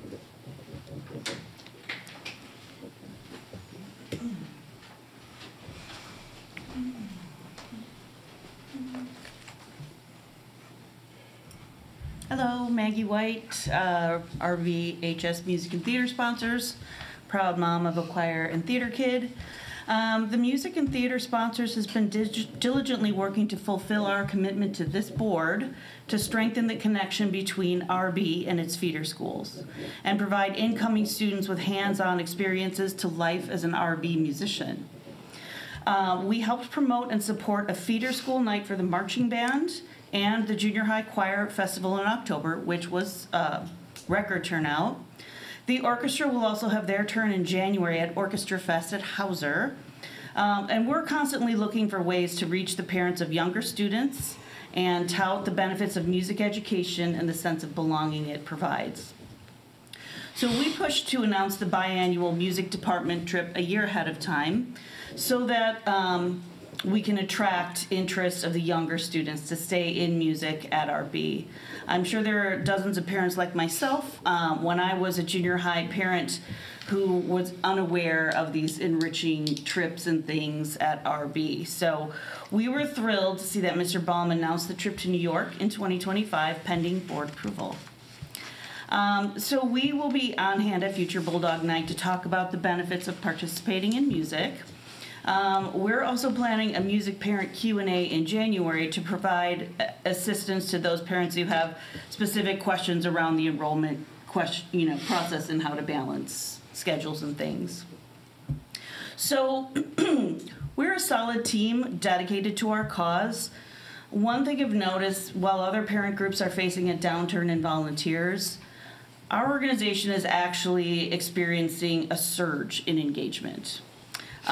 We have strong investment from our parents in our organization, and we're constantly evolving, trying things on the fly, generating ideas to support our music students and educators, and to promote their talents.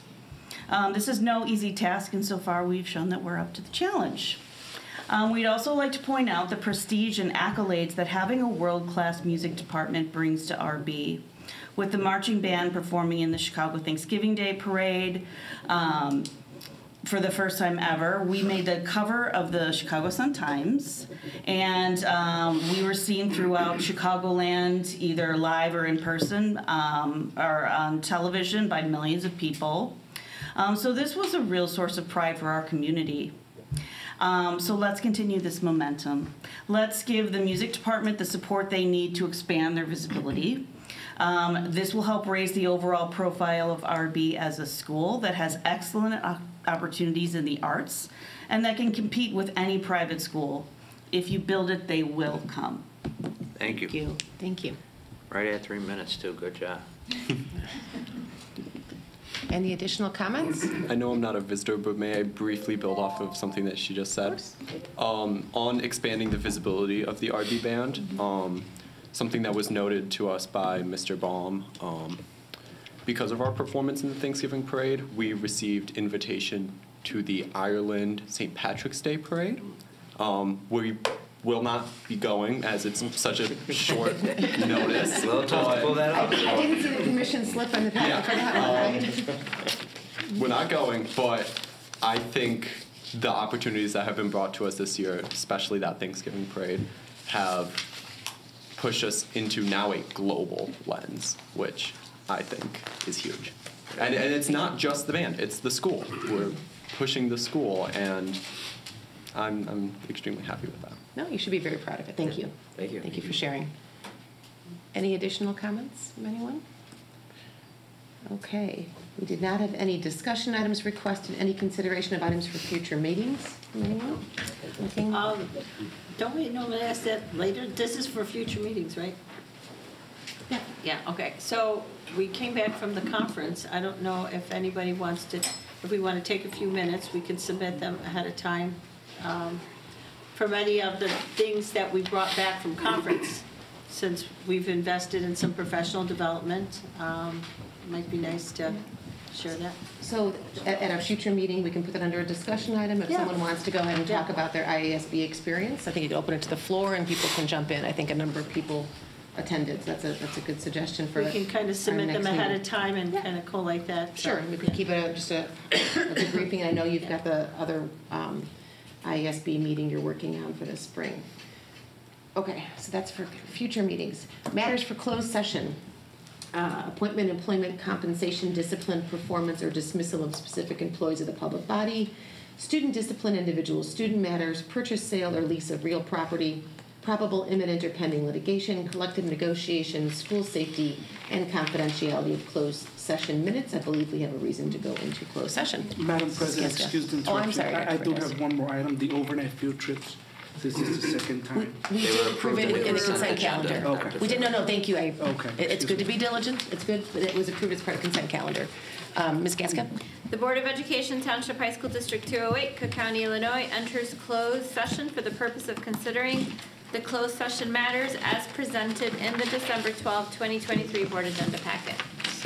Second from Mr. Van Horst, and can we get a roll call to go to close, please? Mr. Durkin? Sure. Ms. Gasko? Yes.